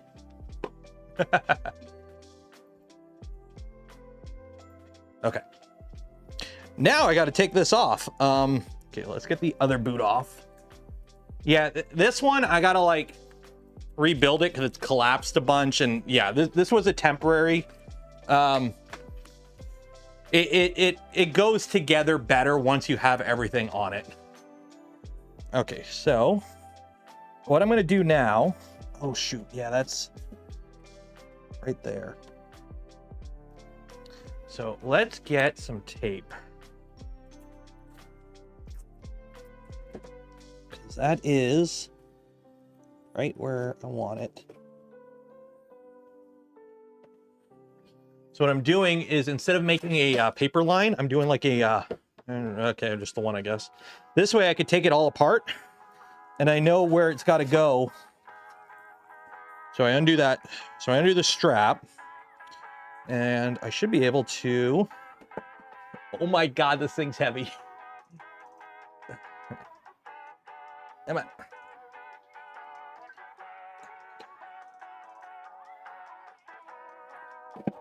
There we go. I think the foam shrunk on me. I think I goofed. I had the sock in it to fill it out. And I took the sock out, but I think it wasn't fully... Wow, I feel so short. I feel so short right now.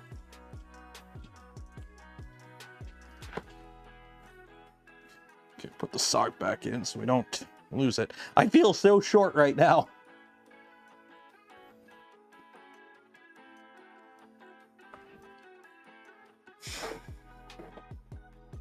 So that is that. So, okay.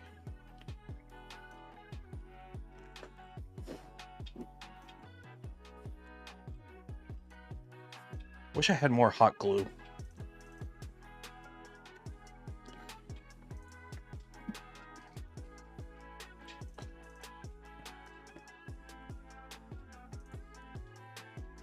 Right there.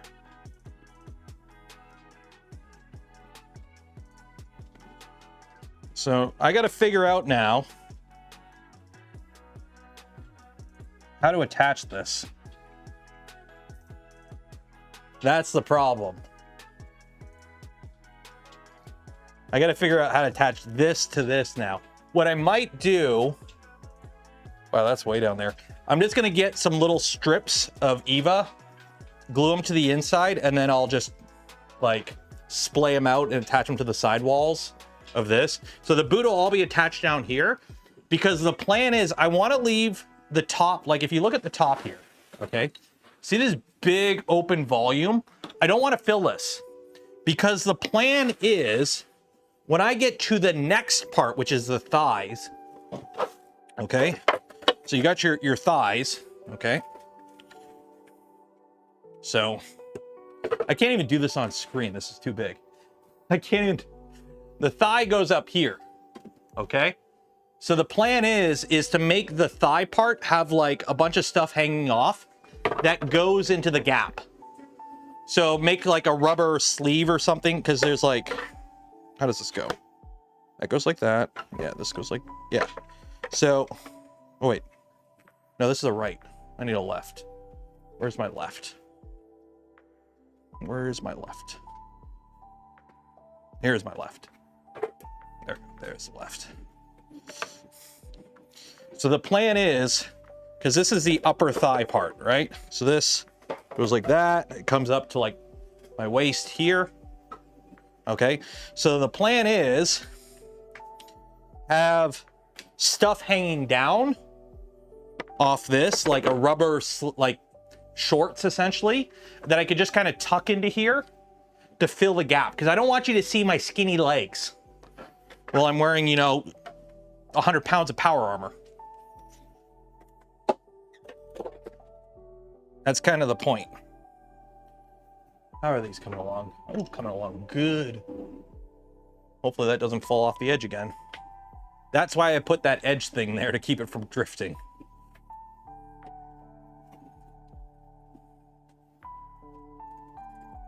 I will say the one thing that kind of sucks with the Pantheon is you can't really get a good view of the filament going down. Like a set of gaiters. I could do that. I'm not liking this. because this is rubbing a lot on here, and it's getting chewed up pretty quickly. Because every time I lean forward, I'm wondering if I should attach this to this instead of this being attached to this, but I want it attached to this.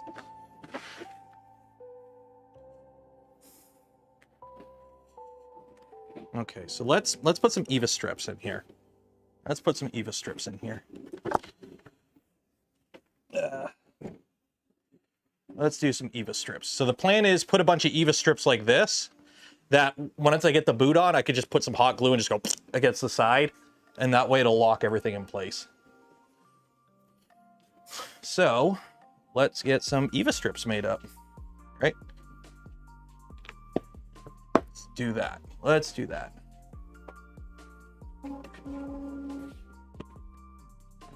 Where did I put my spacer? There we go.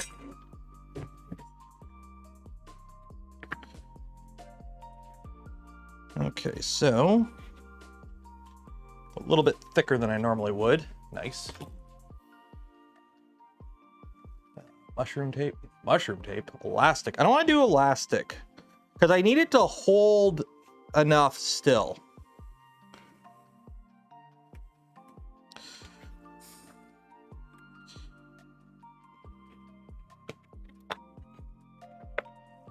Like, I still need it to hold.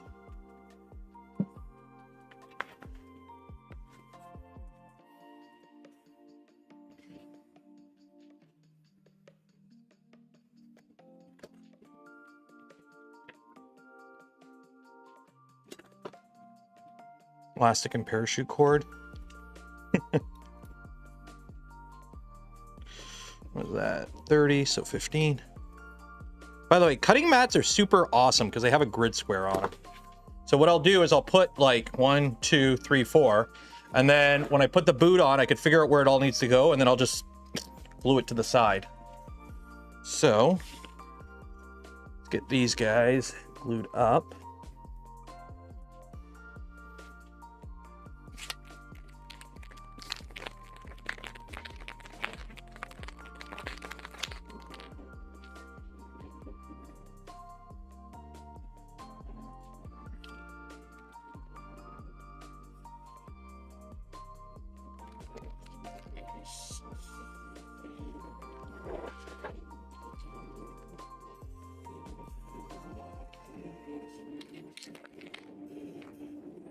There we go.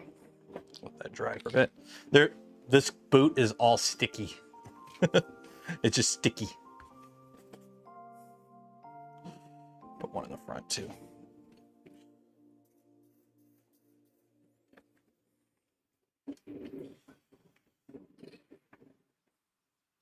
It's sticky. You're not gonna make it so I can take it apart? No. I want the boot to be one assembled unit. Also, it's EVA foam. I can cut it if I need to. I want the boot to be one assembled unit. I want the boots to be an assembled unit, the waist to be an assembled unit, the rear chest with the arms to be a unit, then the front piece and the helmet. Picked the wrong day to quit sniffing glue. Well, I'm about to go grab a bar. Quick, somebody go buy some gamer subs using code Canuck before I get rid of this and replace it with beer. Code Canuck, save 10%. Okay. Beer time. Do I have beer? I do. Yay.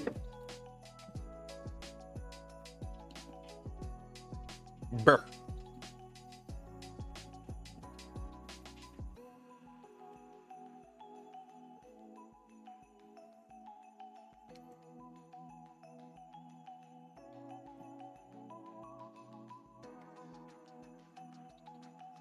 Count to 10, class. 1, 2, 3, 4, 5, 6, 7, 8, 9, 10.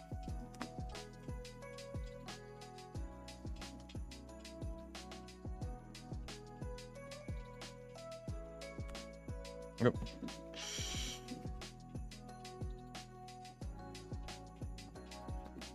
1, 2, 3, 4, 5, 6, 7, 8, a 9, a 10.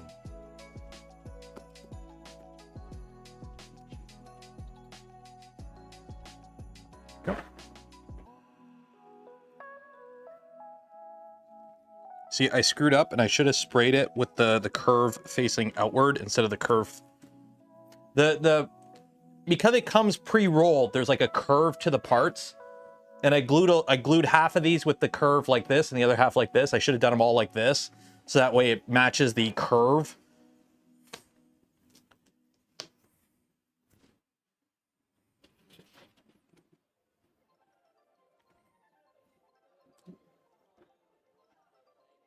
Black cherry Jim Beam. Ooh.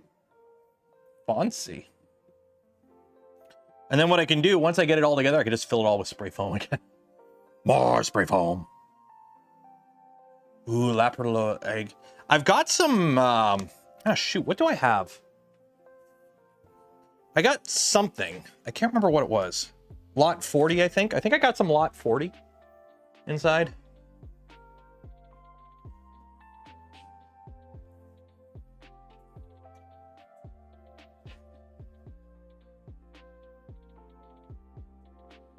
There we go.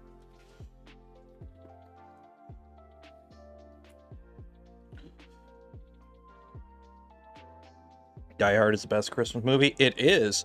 Remember, it just has to take place during Christmas for it to be a Christmas movie. These people, like, you see people are like, well, it's not really a Christmas movie because of X, Y, Z. I'm like, is it a movie? Yes. Does it take place during Christmas? Yes, it is a Christmas movie. That's all you need to know. That's all there is to it. It's a movie that takes place at Christmas. And is there a lot of Christmas imagery? Yes, it's a Christmas movie. It isn't that complicated.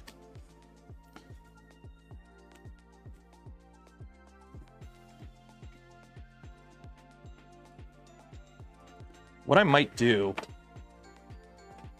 because I got this material here, I might cut a little bit of it and just kind of put it on this to kind of act like a tongue to hide this, I think. I might do that. I might make a tongue and put a tongue over this just to kind of, because this is getting chewed up, even with the Tessa tape on, because if you look at it, this right here is already chewing this up. So I might just put like a little tongue on here with this material. This is like, it's actually leftover material from the vest that I used for the Mando suit.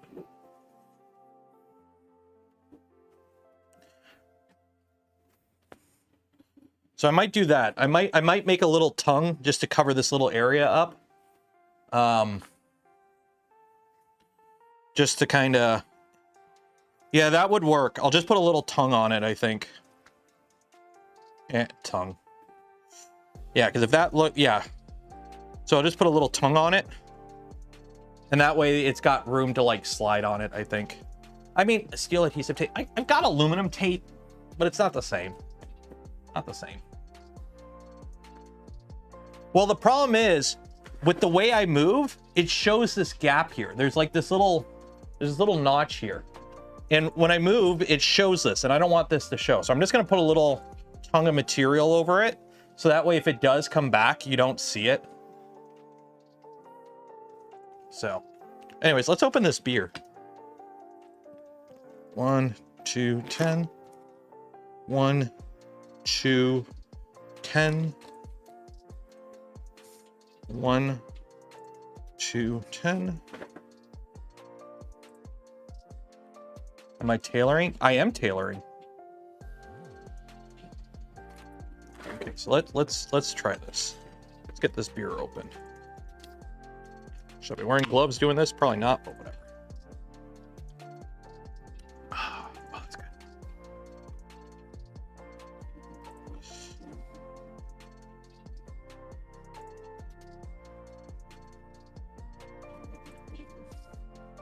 Got all the little threads in this still.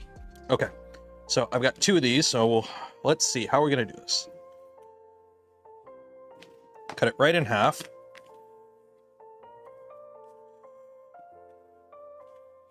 I'm going to need to make 2 of these.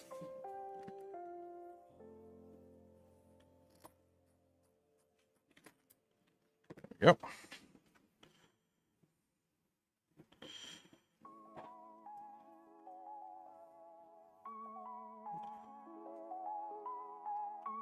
Yeah.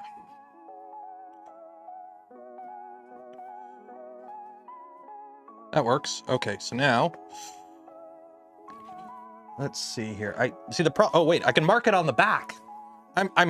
Why did I not think of that? How am I that smart? I mark it on the back so that way when I do the thing, you don't see the marks.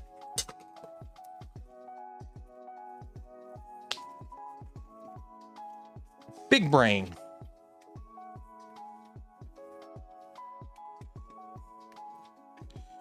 Okay, so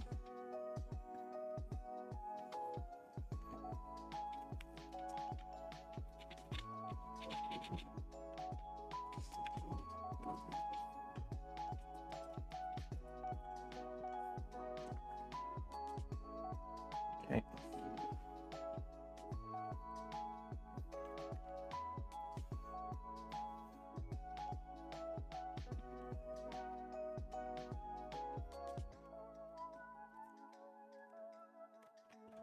Big brain.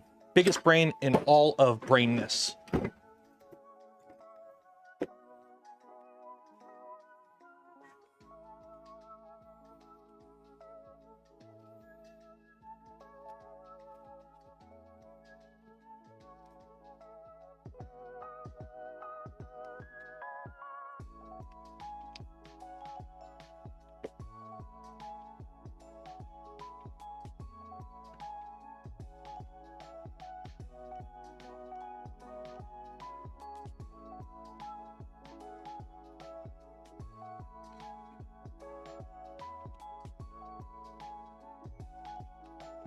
Yep.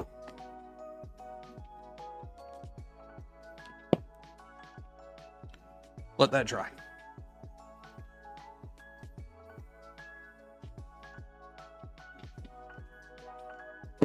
This stuff is great. I've never used this spray adhesive before. It's great. And then we just glue it onto this, and then we're good. Yeah, like this is never coming off. This printed part is never coming off this.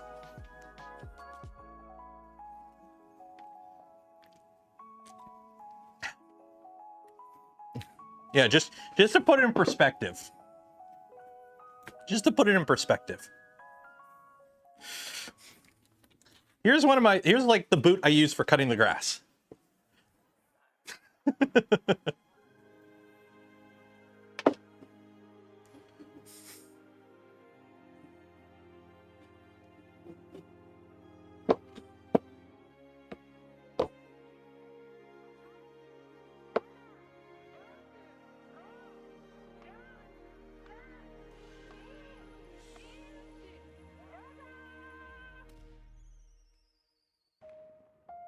There we go, and then so put that there.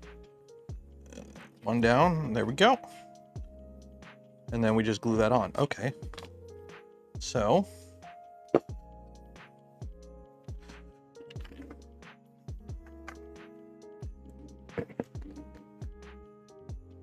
let that get tacky.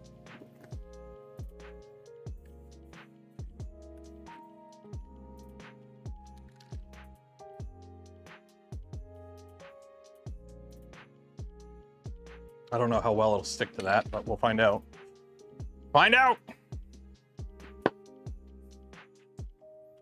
Arts and crafts, arts and crafts, arts and crafts, yay!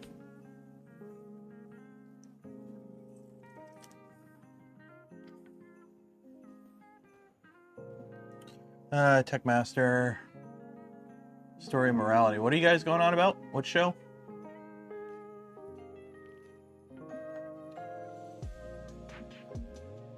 Bad Santa. Oh, Bad Santa.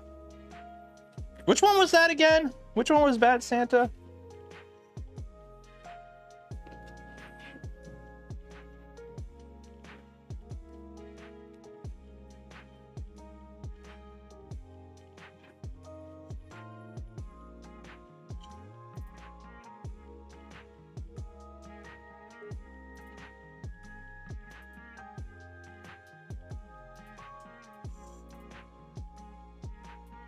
I need to get like better scissors for cutting this. There we go.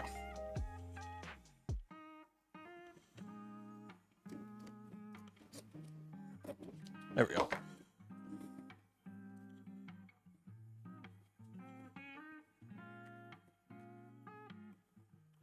Remember, you're not going to see most of this, so.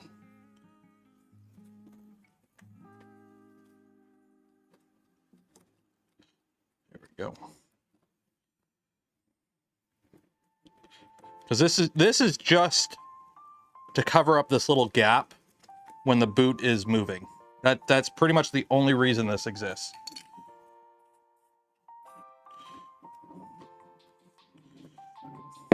Is to fill this little gap.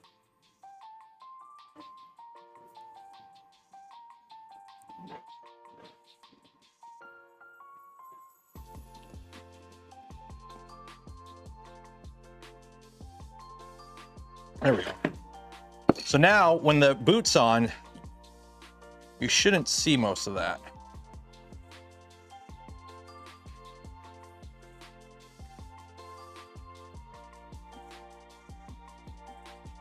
And then also a good trick, epoxy, 2-part epoxy mixed with a little bit of black paint, and use that to fill in any gaps. See how in here, I know it's green, but you can see a little bit of the spray foam right here.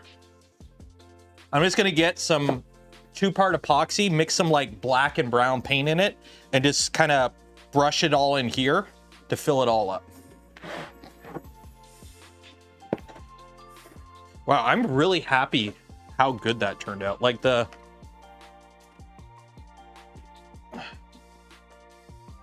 pauldrons, like this texture, that's just a heat iron. I can't believe how good that worked. Like, that's insane.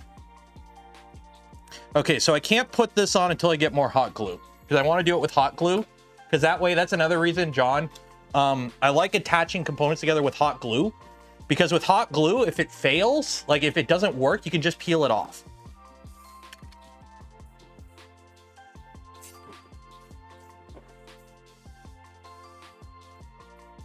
Like when hot glue, if you glue it together with hot glue, it holds pretty good. But if you need to get it off, you can get it off. It's not a huge deal to just peel it off or take a knife to it. Why not spray the canvas? That's a good question. This, I'm doing it so I can fold this stuff over. But it has to be tacky. Like, it takes time for this to get tacky. So you spray this on. You spray this on both sides. You wait 1 minute, and then you put it together, and it's sticky already.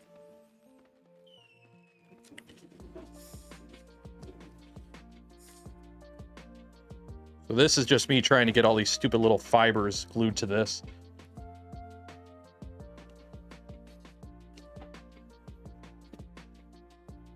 And then this is here, so I know when I put the boot on, the boot needs to be vertical, and the one edge line up with this, and it's in position. So that way I have a reference point. It's always good to have a reference point.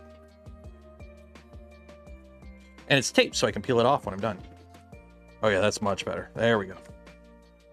I can't believe how good that looked. And then this, I will hit it with, like, I'll do the dabs thing that I did with the rest too. Same with down here.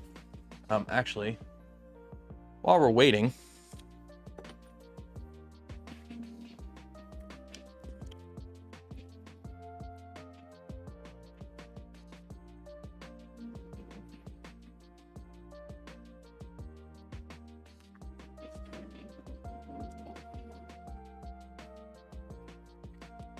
something.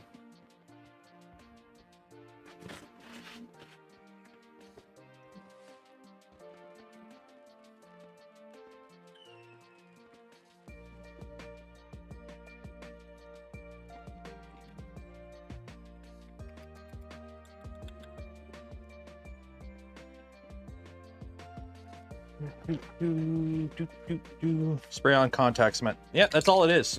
Gorilla spray adhesive, heavy duty. Just be careful, that stuff dissolves the pink foam. That's what happened with this boot. See how that bottom, this one part here is all sunken? I used the spray foam and I shouldn't have. So this boot is 2 parts. I'm gonna cut this off and put two new pieces and fix it. So I'll do that later.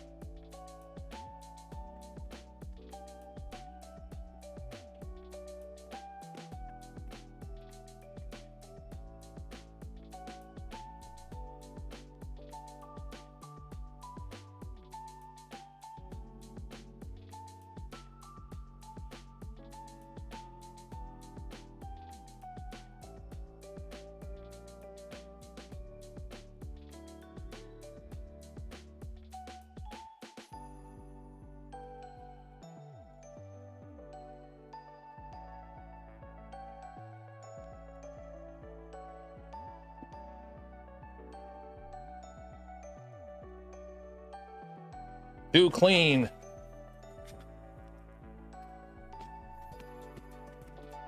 There we go.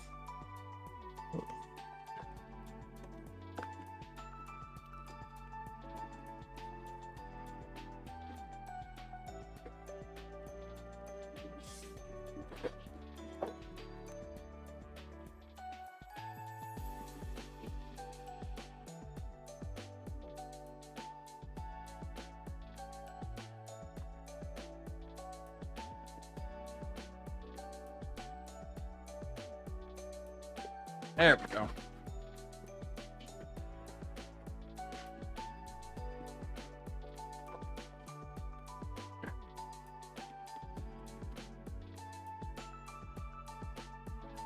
Yar. There we go.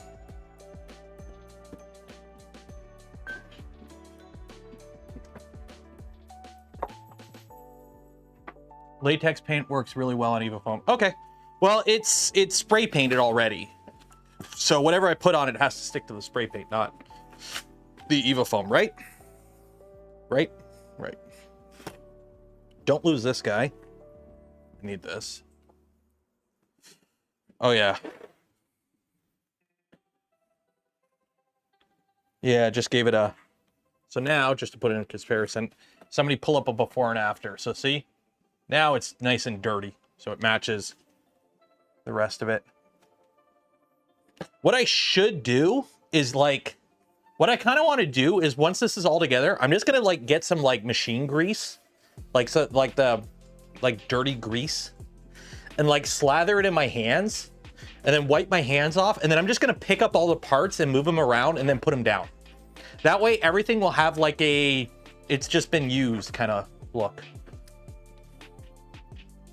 But yeah, latex paints, I'll keep that in mind because I think later on in this build, I will be painting stuff. Why did I peel that tape off? Why did I peel that tape off? Damn it. Oh, well, whatever. So.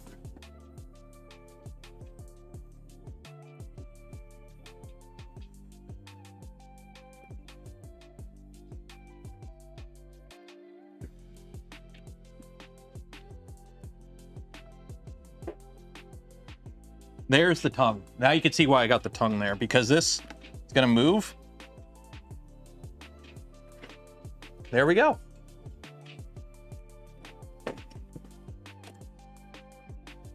Behold, class.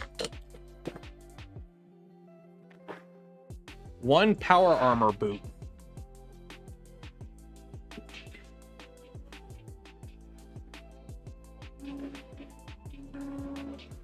That came out way better than it has any right to come out. That came out way better than it has any right to come out.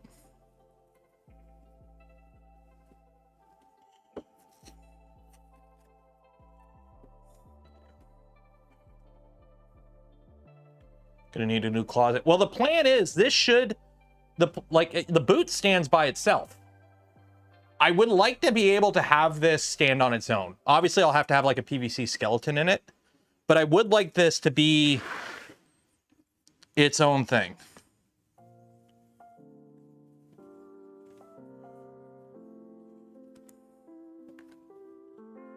I'm gonna have to put some more between these two, I think. That came out really nice. I like that. Dude, look at this. Like, I gotta look on the thing so it's like, so I don't know what to do with this. This is just empty. But it'll give me room to, like, I can put glue and whatnot in here to...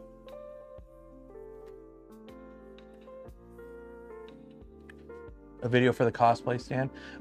Eventually down the line, I'll get that. Very, almost Warhammerish, but I like Fallout. Yeah, like, I posted a picture of this, I think it was like in the Wubby subreddit, or it's not subreddit, the Discord the other night, and people, sometimes like, oh, that's a gray knight. And it's like, no, it's not a gray knight. It's power armor. Yeah, I like this little detail too. I do like having this little tongue here. Because that way now, if it like moves, it doesn't show that little gap. And it'll keep it from scuffing up the paint too. Chainmail? Like in here? Because there's supposed to be like a servo here, right? It's a joint. Yeah, I'm definitely going to have to put more straps between these two to like kind of hold it better in position. But other than that, this came out. Damn, son. Damn, son. Let me get some pictures of this. I am happy.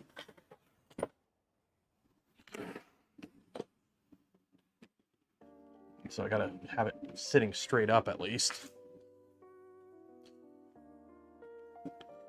How much more room do I got there? Oh yeah, plenty of room. So have that vertical. There we go. I'm gonna seize.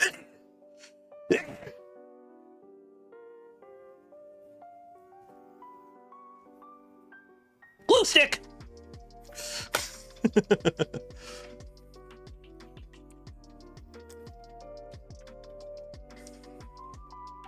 I can't believe how good this turned out.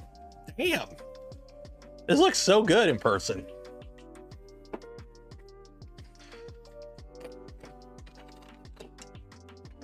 Here, 1, 2, 3 block for scale.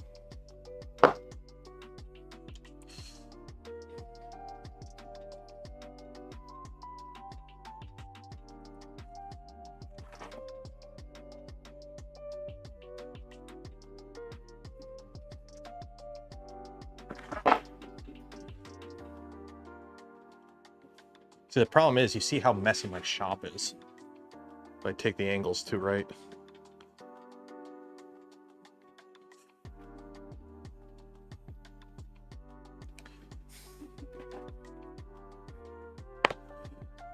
No, we'll stand up straight.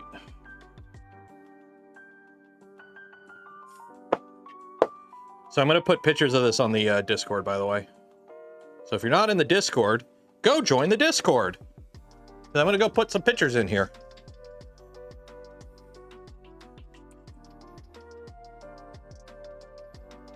Wait.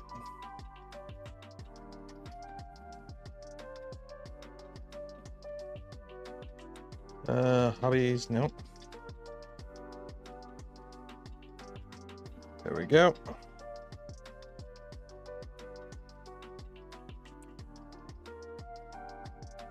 There we go. I just put a bunch of pictures in the Discord. I feel like I need something here. This is feeling very open, but that's okay, I think. This feels very open, but I think that's okay. Because I'm going to have the other boots, like, you got to remember, if this is your leg, I've now put this around it. And you have 2 legs. So there's the other power armor is going to be like, the other leg's going to be right up against this.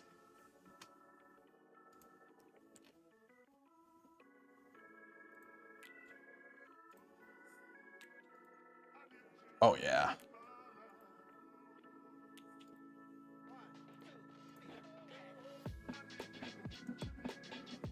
Like...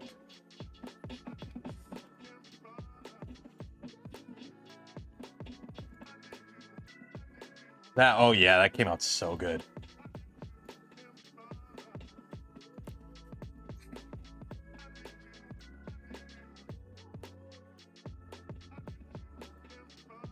Yeah, I'm happy.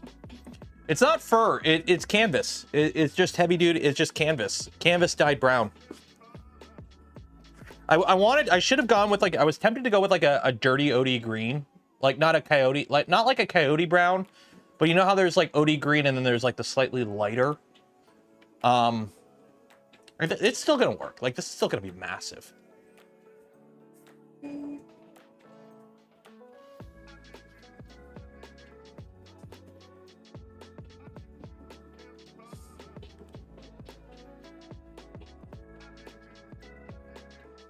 So,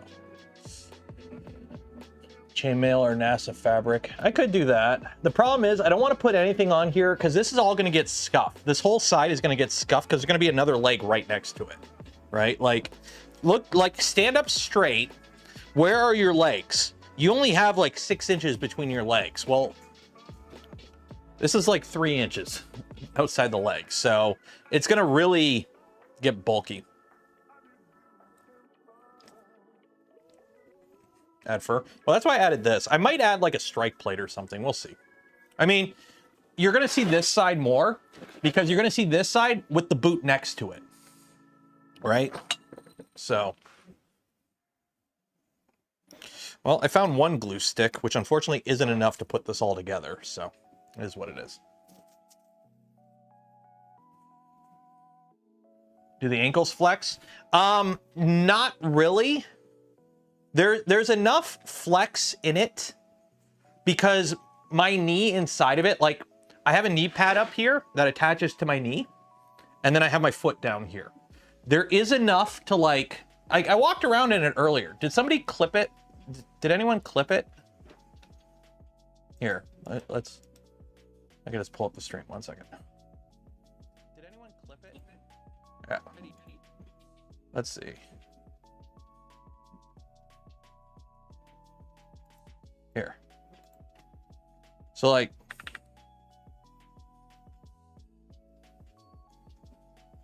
oh, this is me watching me walk. Okay, 1 second.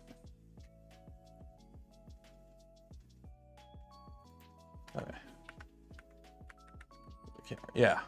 So like you can see there's room. Like I'm not going to be running in this. I'm not going to be running in this. Like you can see how close my legs are together. Now, granted, I'm in a tight garage, so I don't have a ton of room to move to begin with. But like you could tell both legs, like look how thick that is on my leg. And remember, I have 2 legs. See, you could see down here, right there. This is why I put that little, this is why I put this in. I put the little, the toe cover just to kind of cover that little gap there you're going to see. But yeah, like I do have movement. I can walk in it. What happens if I run into a death claw? I'm F5 before, and then I hit F8 if I run into a death claw. Like, see, I do have, geez, that thing is huge. See, I do have ankle movement. I do have movement.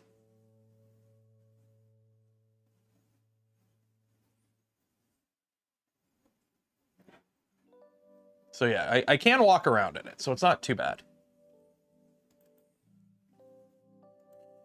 So.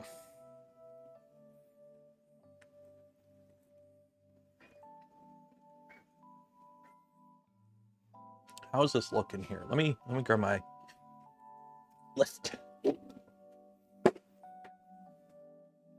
Oh yeah, so I'll just put hot glue on there and then just kind of stick it. And then stick that, stick that, stick that, stick that. And that should be enough to give me some rigidity, or at least enough to walk around in all this. Yeah, that'll work. That'll work perfectly. Yeah. And then I just got to figure out how to do the other half. Need more duct tape. All the duct tape. How much will I lose when the upper legs are added? Probably a good chunk.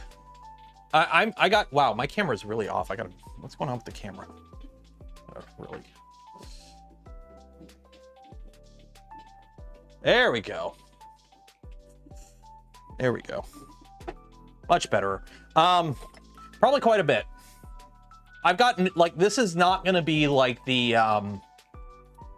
Mando suit. The Mando suit, when I went to East Coast Rep Fest, or 3D Printopia when I brought it there, I flexed on the people wearing Iron Man suits because I could go up to them and be like, okay, ready, ready, ready. I could do a squat in my Mando suit. I'm not going to be doing a squat in this. Picture in the Discord. Picture of what in the Discord?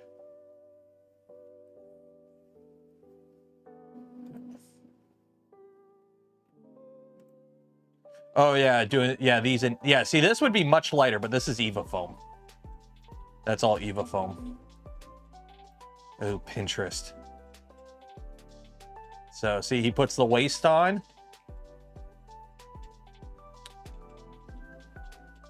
What is this? Is this power armor from Warhammer? Is this Warhammer? I think this is Warhammer. Yeah, this is Warhammer.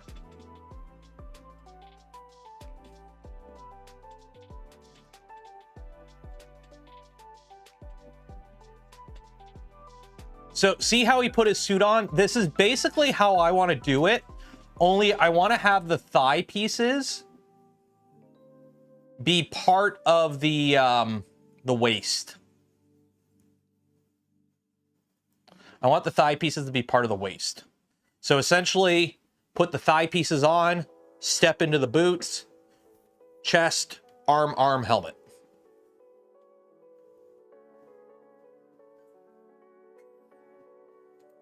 So, also, the thing with Eva foam, can you hear that? Okay, ABS. That's why. You need a garter belt? Oh yeah, I'll have a garter. I'll have suspenders. I'm gonna have to have suspenders for the waist stuff and whatnot. Oh yeah, I know. Believe me, I know. What do I do if I have to go number 2? Go before I put the armor on.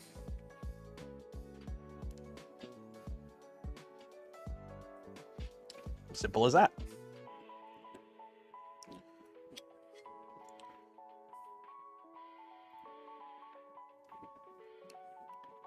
Neoprene fabric might be strong enough for 10 cam panels. Well, again, let's so this is pretty much going to be the final weight of the boot. Let's put on there, put a tear. Okay, so just so you're aware, this boot weighs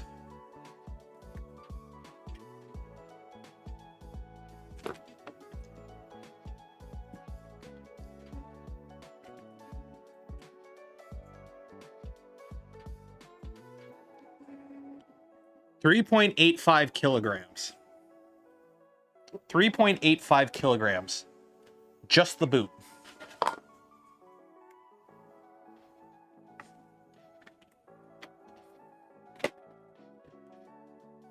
There's 2 boots. The helmet weighs 2 kilograms already. We're gonna have, we're at 22 pounds of power armor with just the boots and the helmet. Just the boots and the helmet are 22 pounds.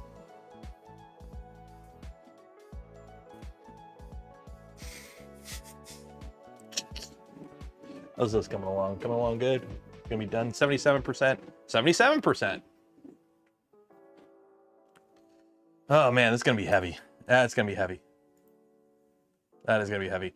I posted pictures in the live stream channel on the Discord if you want to take a look.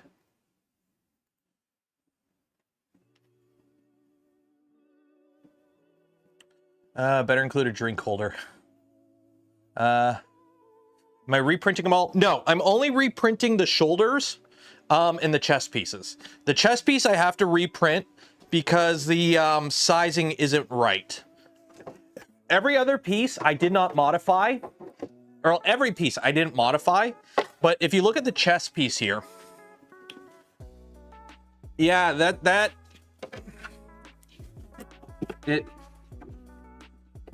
I gotta like, it's gotta sit like, this sits like this, but it's like, I got no, there's no gap. My body is right under this. So I have to like stretch this an inch. I gotta like basically stretch it an inch. Yeah, look at my curves. Move armor. No, you put your Skittles in here. Look, like.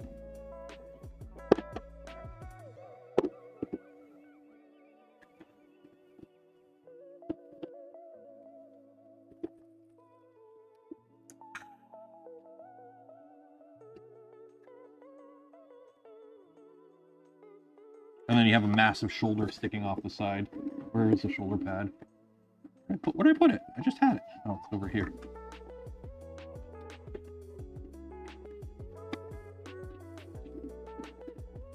So this is sitting here. You got your left shoulder pad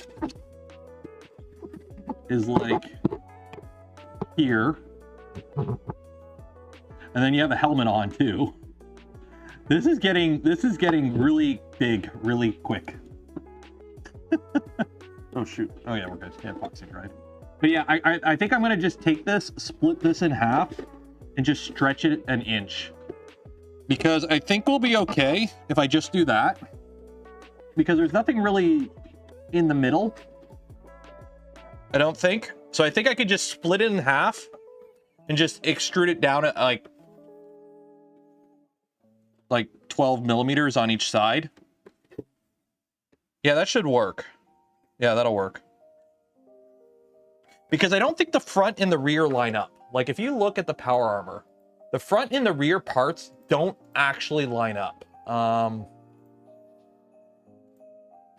So these are the printed files I'm using. So if you look from the side, there's nothing from the front and the back that line up. So the back I don't need to modify, I don't think. I'm gonna reprint the back because it printed like shit, and none of the, I split it into too many parts, and like gluing it all together, nothing lined up. But I think the back I don't need to modify. Yeah, the back I don't really need to modify. Yeah, the back I don't need to modify at all. Actually, maybe I should widen it. The problem is if I widen it, this won't line up. This circle won't line up. This will be an oval. See, that's the problem with widening it. The stuff that's round doesn't become round anymore. Unless I split it right there. I could split it right there. And then that'd be annoying. What's the back look like? Yeah, it's just a hole. And then a part fits in there. Yeah, that. Yeah, I think that just sits on your back. I don't think it actually, yeah, it doesn't actually have to go around your back. So. Could split around the circle. Yeah, that's what I'm thinking. Like, cut it in half here. Split it here, here, extrude. And then like here, here. Yeah, I could do that. I could do that. I'll make it work. We got a while before I'm working on the chest pieces. That's all I'm gonna say. We got a while until I'm working on the chest pieces.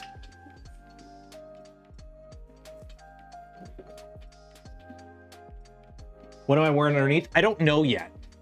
Because here's the thing, if I do this right, it shouldn't matter what I wear underneath because it's all gonna be covered. For the chest, I'm thinking of getting like some really cheap like hockey pads or something. Not hockey, but like a really cheap like, you know, Amazon like bike gear or something. Like get like a vest that I could just buy and I could attach everything to the vest. Like especially with the shoulder pads and whatnot. It'd be a lot nicer if I had something I could just put on that had everything pre-attached. So. Because I'm looking at somebody else on the Discord is building some power armor. Who is it? DXJP. So they posted some pictures. So they're doing the T60, but they're doing like the Nico Industry files, which are insane. Because these have the full-on like stilts built into them for your feet. So he's got like stilts already in the boot. But this one has like the full exoskeleton that the one in the show has, where it's like you get in it from the back. I don't want to do that. I'm not trying to make a show accurate thing. I'm trying to make basically a mix of the Fallout 3 and the Fallout 4 T45 power armor. So scale of the Fallout 3, but aesthetics of the Fallout 4. So like I'm only going to be like 6'4" with all this on, instead of like the 8 foot that the movie or the show power armor is. So.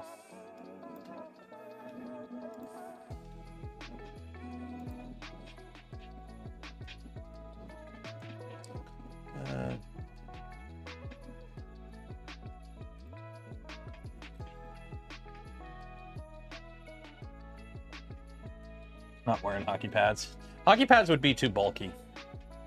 But like, I'm thinking just like...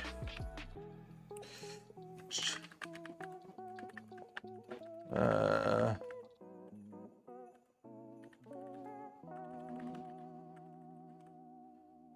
I'm thinking like...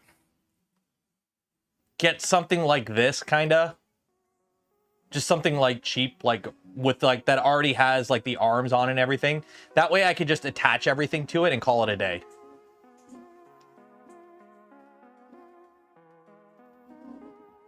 So we'll see. We'll see. Vices, thank you for becoming a member. Cheers and appreciated. Yeah, motorcycle. Yeah, motorcycle pads. So get something like this and just attach everything to it so I could just slip it on and call it a day kind of thing. Like something really simple. Like heck, I might, because they make knee pads that have a bend in them. Like I think these ones are. And I could just get those and put them in here and have the shins be attached, or the thigh protector be attached to it as well. So yeah. Freaking YouTube's like, oh, run an ad. Fine. You want me to run an ad? There, run an ad. But yeah, just to put it in perspective. Let's see, how far back can I get? So there's that. And then this goes on top. So you have all of this goes on top of this. It's like, oh, geez. It gets big quick.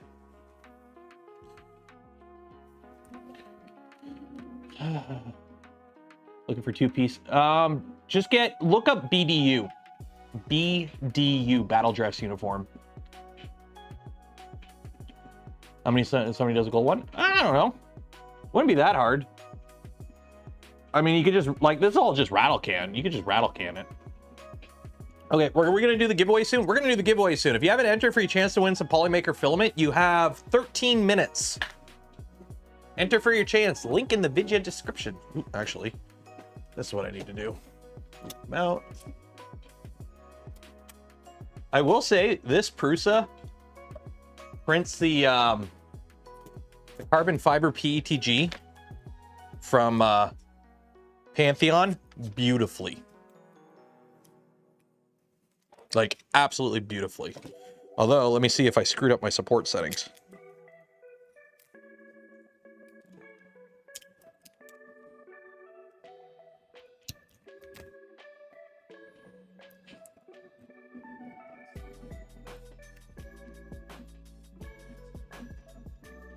Yeah, I might have.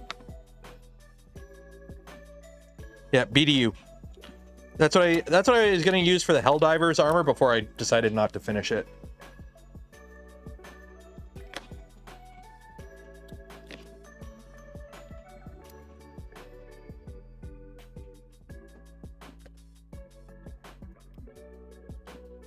There we go.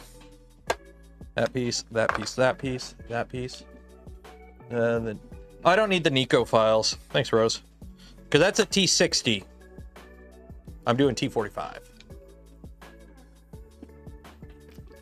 So we gotta get this printing. Where did I put all the little pieces? Uh-oh. I put them in a box. Where did I put the box? I put the parts that I needed in a box. Where did I put the box? Where did I put the box? Is this the box? Nope. Where did I put the box that had the parts in it that I needed? Oh, don't do this again, me. I know my memory's garbage, and I misplace stuff all the time, but I know I put it somewhere.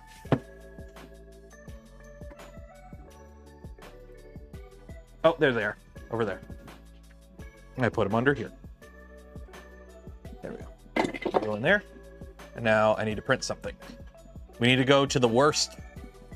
Well, actually, it's not too bad anymore. It's not too bad anymore. But we got to go to Thingiverse. AEP7.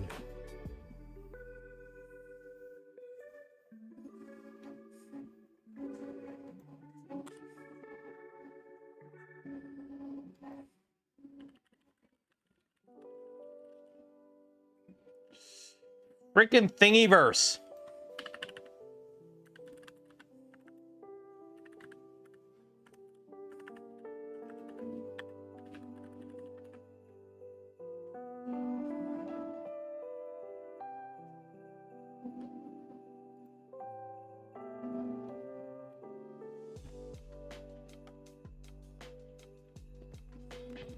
Okay, never mind.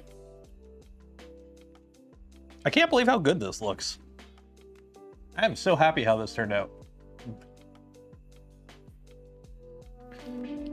Things was down. Yeah, it happens. Yeah,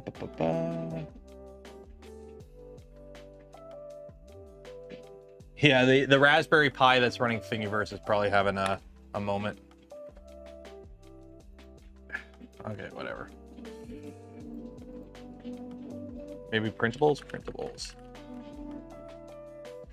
I just know this file is on Thingiverse. I'm okay with that. AEP7.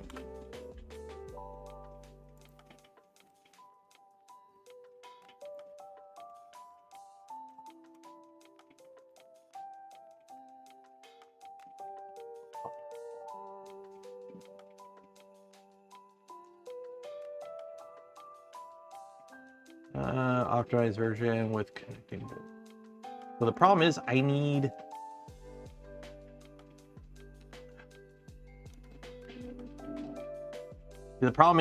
the one off Thingiverse because I need the battery holder. I need the battery holder. Well, the problem with Yegi just leads you to the files, but the files I need are on Thingiverse. Yegi doesn't host. Yegi's just a file, is a search engine.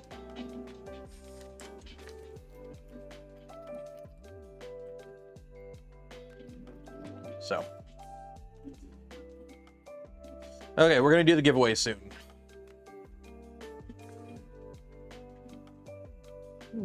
We good? Yeah, we're good. This fabric actually came out pretty good. Like, I wasn't too happy with just brown, but I think it works. I think it works. Hey, I think the brown works. I'm okay with brown. I was hoping more for an OD green. Or like a lighter brown, like a coyote tan brown, but it is what it is. Trying to stuff that in there. Oh. I do got to dab it again. That is did not absorb anywhere near enough of the paint. Do I have latex paint? I don't think I have latex. I only got acrylic.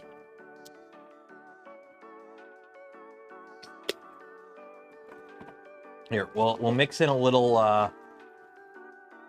do I have brown? I don't have brown. I don't have brown. Never mind.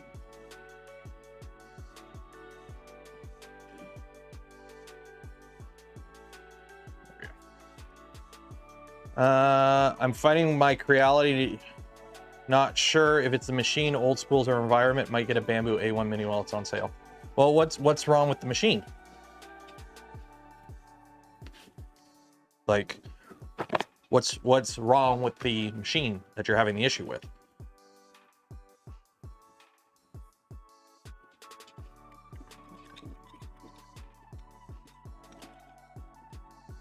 Just got here. What did you miss? Not much. I'm about to do a quick dirty wash on this once I find my other glove. And then we're going to do a giveaway draw.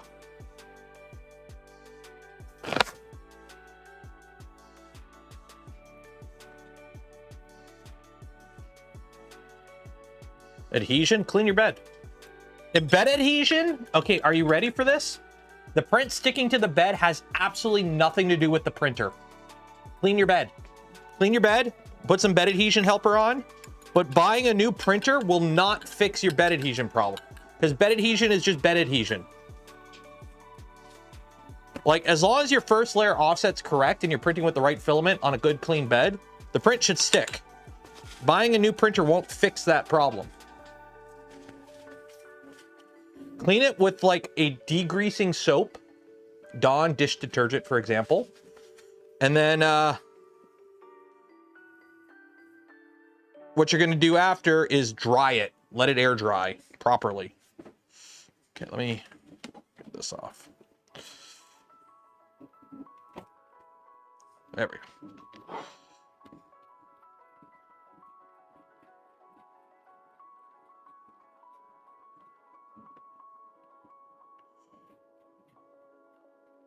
Trying to get into these nooks and crannies.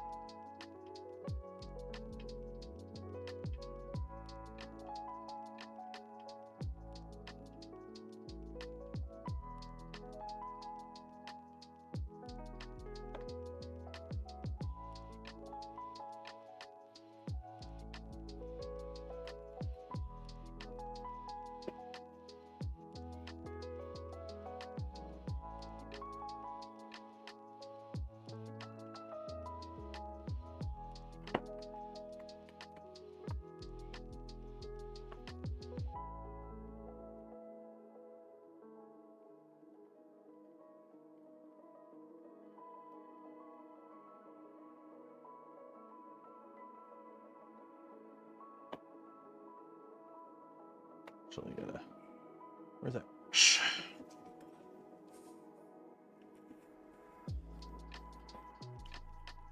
that's the problem. It's not really getting into that nooks and crannies. There we go.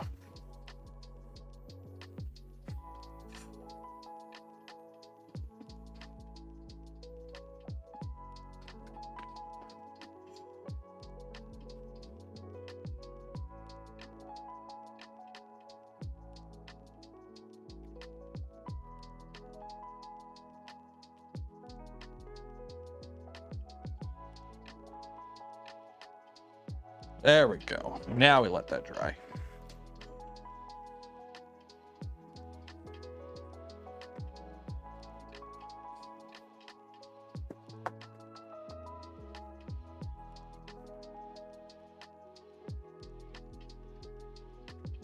Now we let it dry.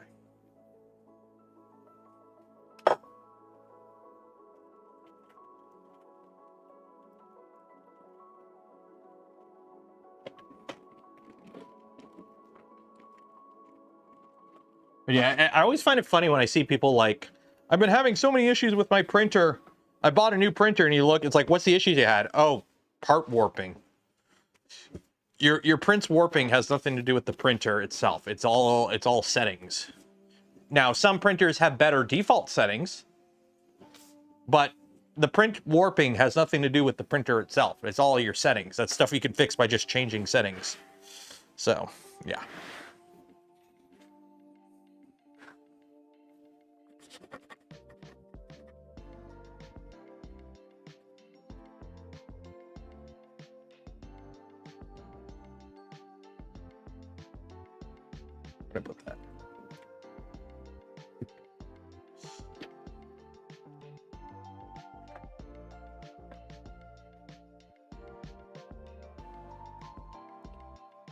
Trying to make this dirty.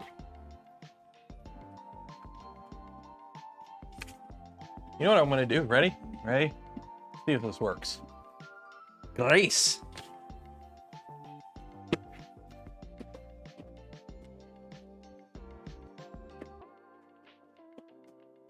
Oh yeah, there we go.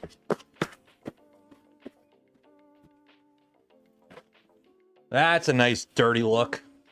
That's a dirty boot.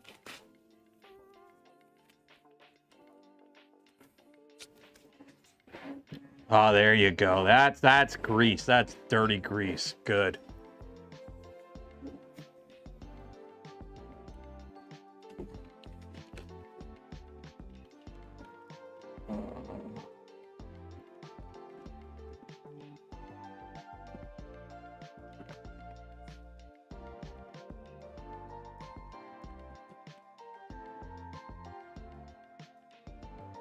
There we go. That is a dirty boot. That I like. Okay. Now I'm going to take some pictures. And then we'll do the giveaway. Who wants to win some free filament? If you want to win some free filament, like the smash button. I'm not saying liking the smash button increases your chances of winning free filament. But now that I've mentioned that, are you really going to risk it? Are you really going to roll the dice? Are you really going to roll the dice?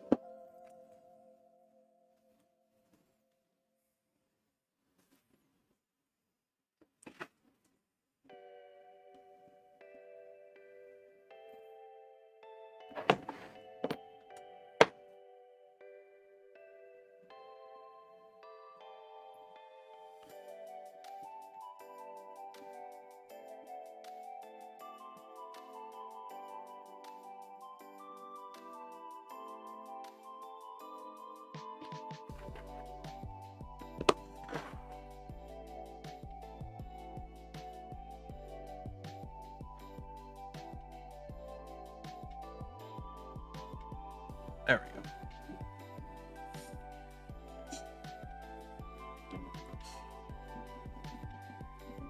go. Clicking has never. Oh, hey. Pre-order for Chai, so by the time it came out, the economy had impacted available funds. Yeah. I had a pre-order in for the XL2, and I canceled the pre-order as well, just because there's a lot of money for that. Okay, I'm gonna glue this in place. Let's glue this in place. Should I glue it in place? I shouldn't, because I don't have enough hot glue. But I'm gonna glue it in place enough just to hold it. Where'd I put my hot glue gun? It was over here. Did it fall? Oh, it fell. Hey, I dropped the hot glue gun. What's the worst that could happen? So I'm gonna glue some of this in, or we're gonna do the giveaway, and then I'll glue this in, and then we'll call it. So if you haven't entered for your chance to win some filament, that's it. This is your last chance for the entire year to win filament from POLYMAKER. There might be a stream on Tuesday, but don't hold your breath because it's New Year's Eve. And if there is a stream on Tuesday, it's probably going to be something on like Twitch, like a Hangout stream or something. Or it'll be another stream like this. But don't hold your breath because it is New Year's Eve. So. I can't remember. Did we do the member stream last week? Did we not do the member stream last week? I don't think we did the member stream last week. Shoot. I forgot to do that. Did we not do it? I don't think we did the member. No, we didn't. Okay. If there is a stream Tuesday, it's the member stream. I completely forgot about the member stream. I'm sorry, folks. Holidays. I plan to do it. I think I announced it too. I'm like, oh, we're going to do it on Tuesday or on Thursday. And then, yeah.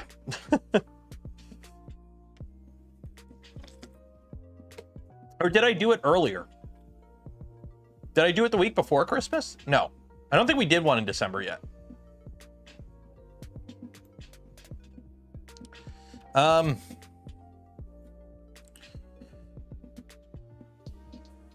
What's Royale? Clear, open, 315 names. What is Let's play Starfield. I have no idea what Royale is. 315. Okay, how this works is if you win, you get a spool of filament from POLYMAKER. If I pick your name and you win, you also get a free hat. Is this like some Mario Kart battles thing? Okay, I'm gonna count to 5. 1, 2, 3, 4, 5. Alexandria. If you win, you also get a free hat along with your spool of filament from POLYMAKER. Okay, I have no idea what this game type is, but if you win a spool of filament from POLYMAKER. And Alexandria, wherever you went, if you win, you also get a free hat along with your spool. Go! What is it? Oh, is this an elimination thing? I think it's an elimination thing. Do you, like, are people doing damage?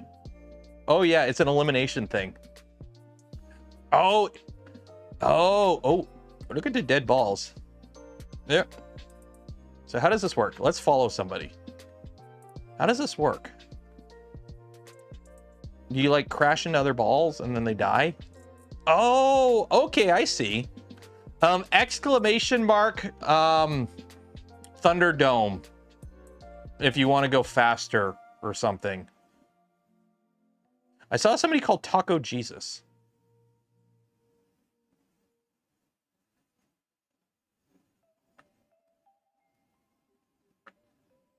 I'm trying to figure out why there's 2 names on everyone. How many we got left? We got 58 people left. Oh, you got health bar. Oh, shoot! Are there meteors coming down? What the heck is this game type? Tornado. It just said tornado. Oh, geez.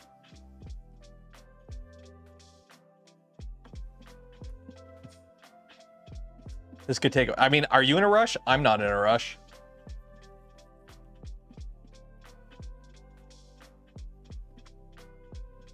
$30 people left. 29, 28, 26, 25, 24, 22, 21,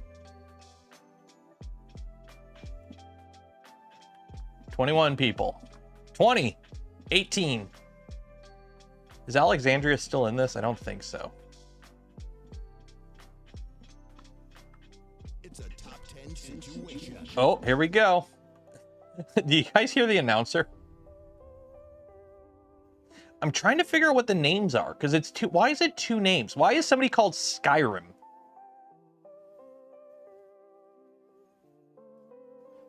And Music Junkie. Is that like who they're attacking? Tornado. And we got 9 people left. Oh.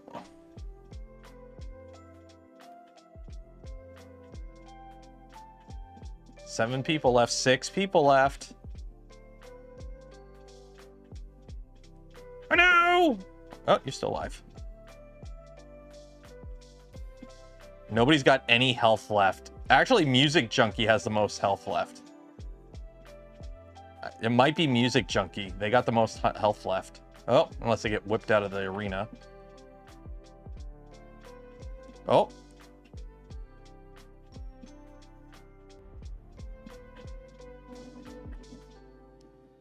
Oh. 2 left. We got Danny G and Music Junkie. Oh. Music Junkie. Congratulations, Music Junkie. You have won a spool of filament from POLYMAKER. Who came in dead last? Donald Sears, you came in dead last. Okay, Music Junkie, congratulations. Music Junkie. Let me just find you on the list here just to make sure. Music Junkie. There we go. Okay. So you will get an email from me after the stream ends with information on how to collect your filament from POLYMAKER. Congratulations. I don't think we'll do that one that often just because it takes a while, but that was fun. Okay, I'm going to try and glue this boot together.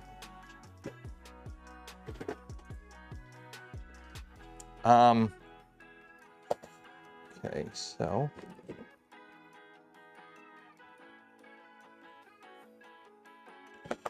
think this is roughly where I want it. Yeah. So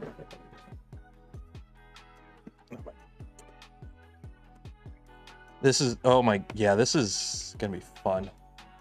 That's vertical. Okay. Trying to hot glue in the bottom of a hole. Super fun. Try not to burn myself.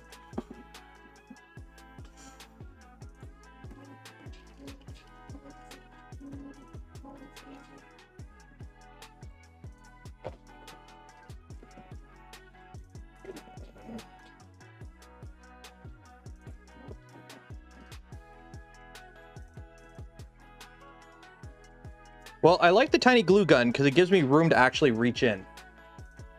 Hi. Because if it was the big glue gun,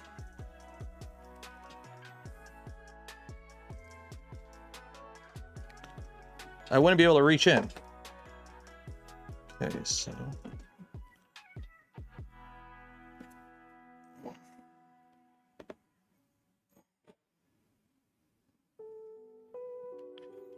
Four, 5, 6, 7, 8, 9, 10. There we go.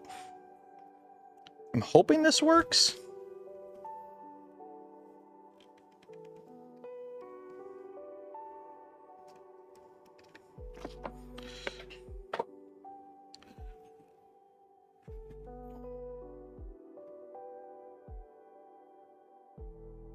Not the size of the glue gun, it's how you use it.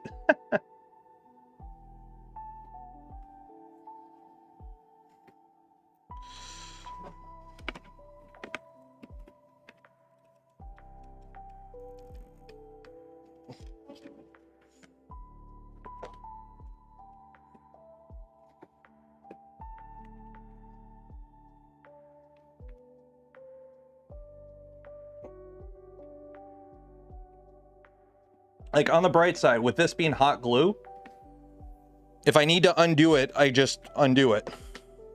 You can just peel it off, essentially. So that's the advantage you have with hot glue, is if you don't like it, you just redo it.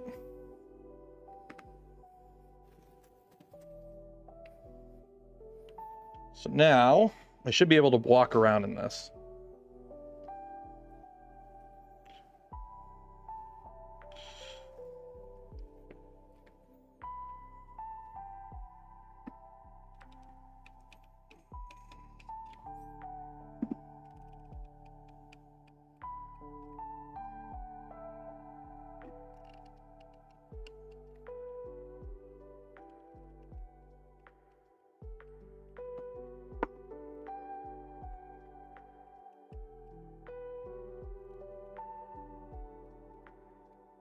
There we go. That is, I'm out of hot glue.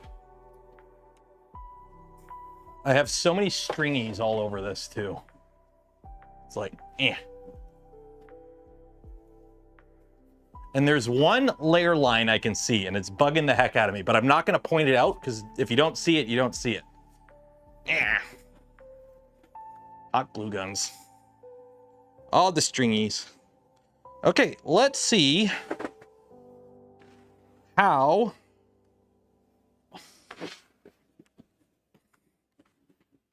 hefty. This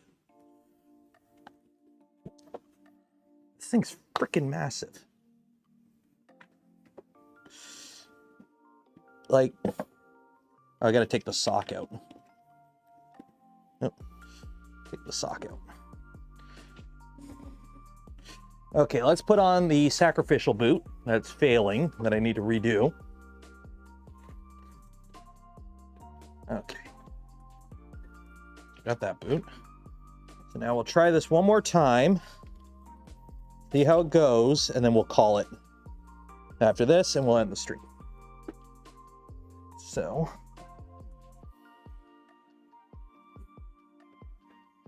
This is going to be really awkward once I have the waist on, I'm going to say. So you go there. Yeah. My shin guards. Velcro that on. There we go. Oh,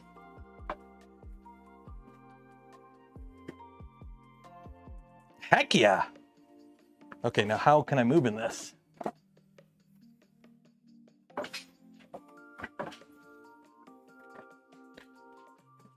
Oh, this is very rigid. Okay, let's see. I can't really see what I'm looking at. So you're gonna be my eyes, chat. I changed my ISO. 1 second. ISO. That. What did I change? Uh-oh. Camera just turned off. No, no, we're good. We're good. Oh, I'm caught. I'm caught. There we go. Okay. Rotate down there. Now you can see the messy. Yeah, see, I can't really lean forward too much.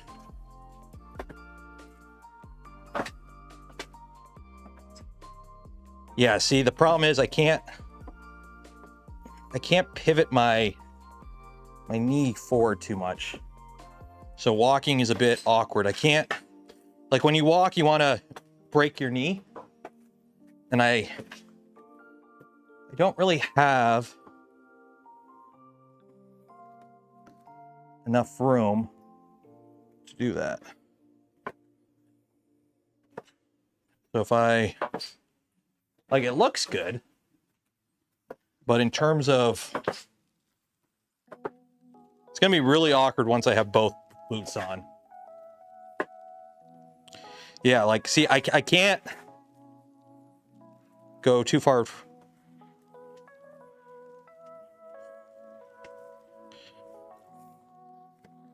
Maybe I should have moved it up a bit.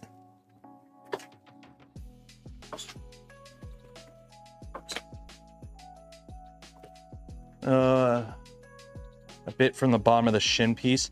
Well, I don't want to cut any parts. If anything, I got to move it up, but I can't because I glued it all in place.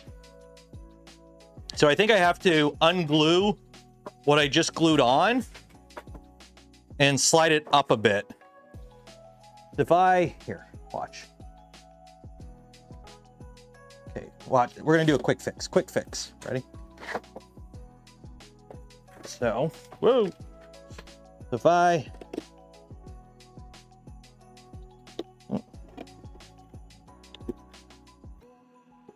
oh wow. Okay, never mind. This hot glue don't want to come off. I'm gonna have to redo all this, I guess. Okay, let's see.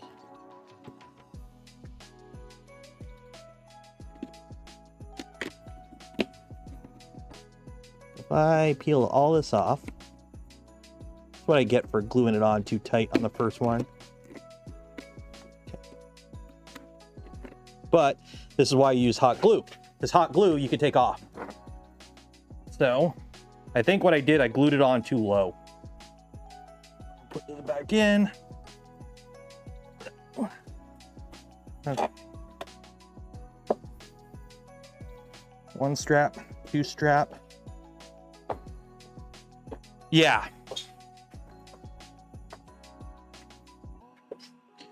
I think I just need to not glue them together.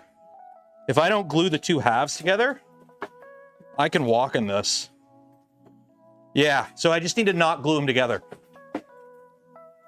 Yeah, I just need to not glue them together. So if I leave this floating and just held on with the elastic strap around my ankle, my knee, I got, because before I couldn't bend forward, now, like, I've got movement now. I've got motion. So I just need to not glue these parts together. Or if I do, just glue them in the front. There we go. Thunk. Thunk. Yeah, that's much better. That is... Wow, this boot's falling apart big time. So, for the demo, we got leg movement.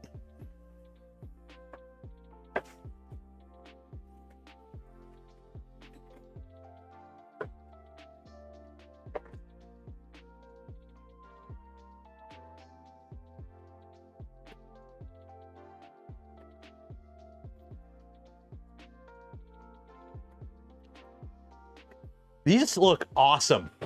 These look flippin' awesome.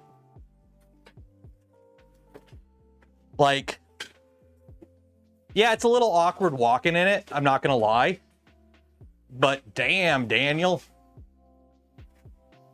One of those. Okay, I think we're gonna call it there. I gotta fix my monitor now. Right about there. Okay, so yeah, so mental note, don't attach the two parts together. Yeah, let it float, let it float. Okay. I gotta fix my monitor because I moved it all. There we go. How did the wood filler? I haven't sanded it yet, so I don't know, but it's dry. Only attached in the front. I might do that. I might just put one piece in the front just to keep it, that way I can leave it together at least. But yeah, like, for example, like taking it off now, I just undo that, and then I can just slide my foot out.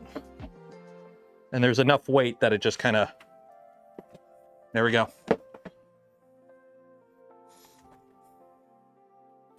So yeah, I think I'll just put the one Velcro on the front and call it a day. Or the one piece in the front, just to hold it together. But I don't need to. I could just leave it like that. Okay, let me get this other boot. This boot is falling apart. This boot, let's see how easy I can cut this insulation off. This is gonna be a nightmare, I bet. Yeah, we're firmly in Nero After Dark time, by the way, for those wondering. Oh yeah, this shrunk like by half. Okay, so let's, oh, yeah. So the glue failed. But on the bright side, I can easily fix it. So I just make this out of 2 new pieces and don't use glue that dissolves it. Where did I get the files from? Just Google T45 Power Armor. I got them on Etsy, I think. This is the files. I don't know if I got it on Etsy, but these are the files. So.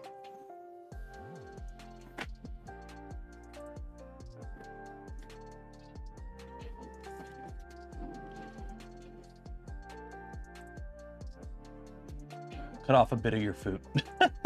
Okay, I think we're gonna call it there because I am getting tired and that's coming along good. Oh, don't you be under extruding on me. Don't you be under extruding on me.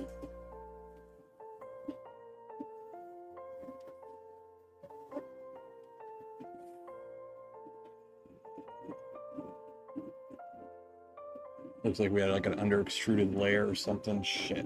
Oh well. We'll see how it goes. Okay, we're gonna call it there. Shout out to POLYMAKER for the spool of filament we gave away this stream, and I feel so short right now. I feel so short. So shout out to POLYMAKER for the spool of filament we gave away this stream and every stream. Links for all of them and more in the video description. Go buy some gamer subs, use code Canuck. Save 10% off your order. All the other links in the description, affiliate links, don't cost you anything extra. Go a long way in supporting the channel. And for those that donate to the channel, gifted memberships to others, or became members of the channel yourself, I thank you. I would not be able to do the things I do, create the content I create without your continued support. You make it all possible. It's been a fun year. It's been a fun year. Here's the next one. Enjoy your holidays. I will maybe see you before the new year. If not, see you in the new year. Peace. Goodbye.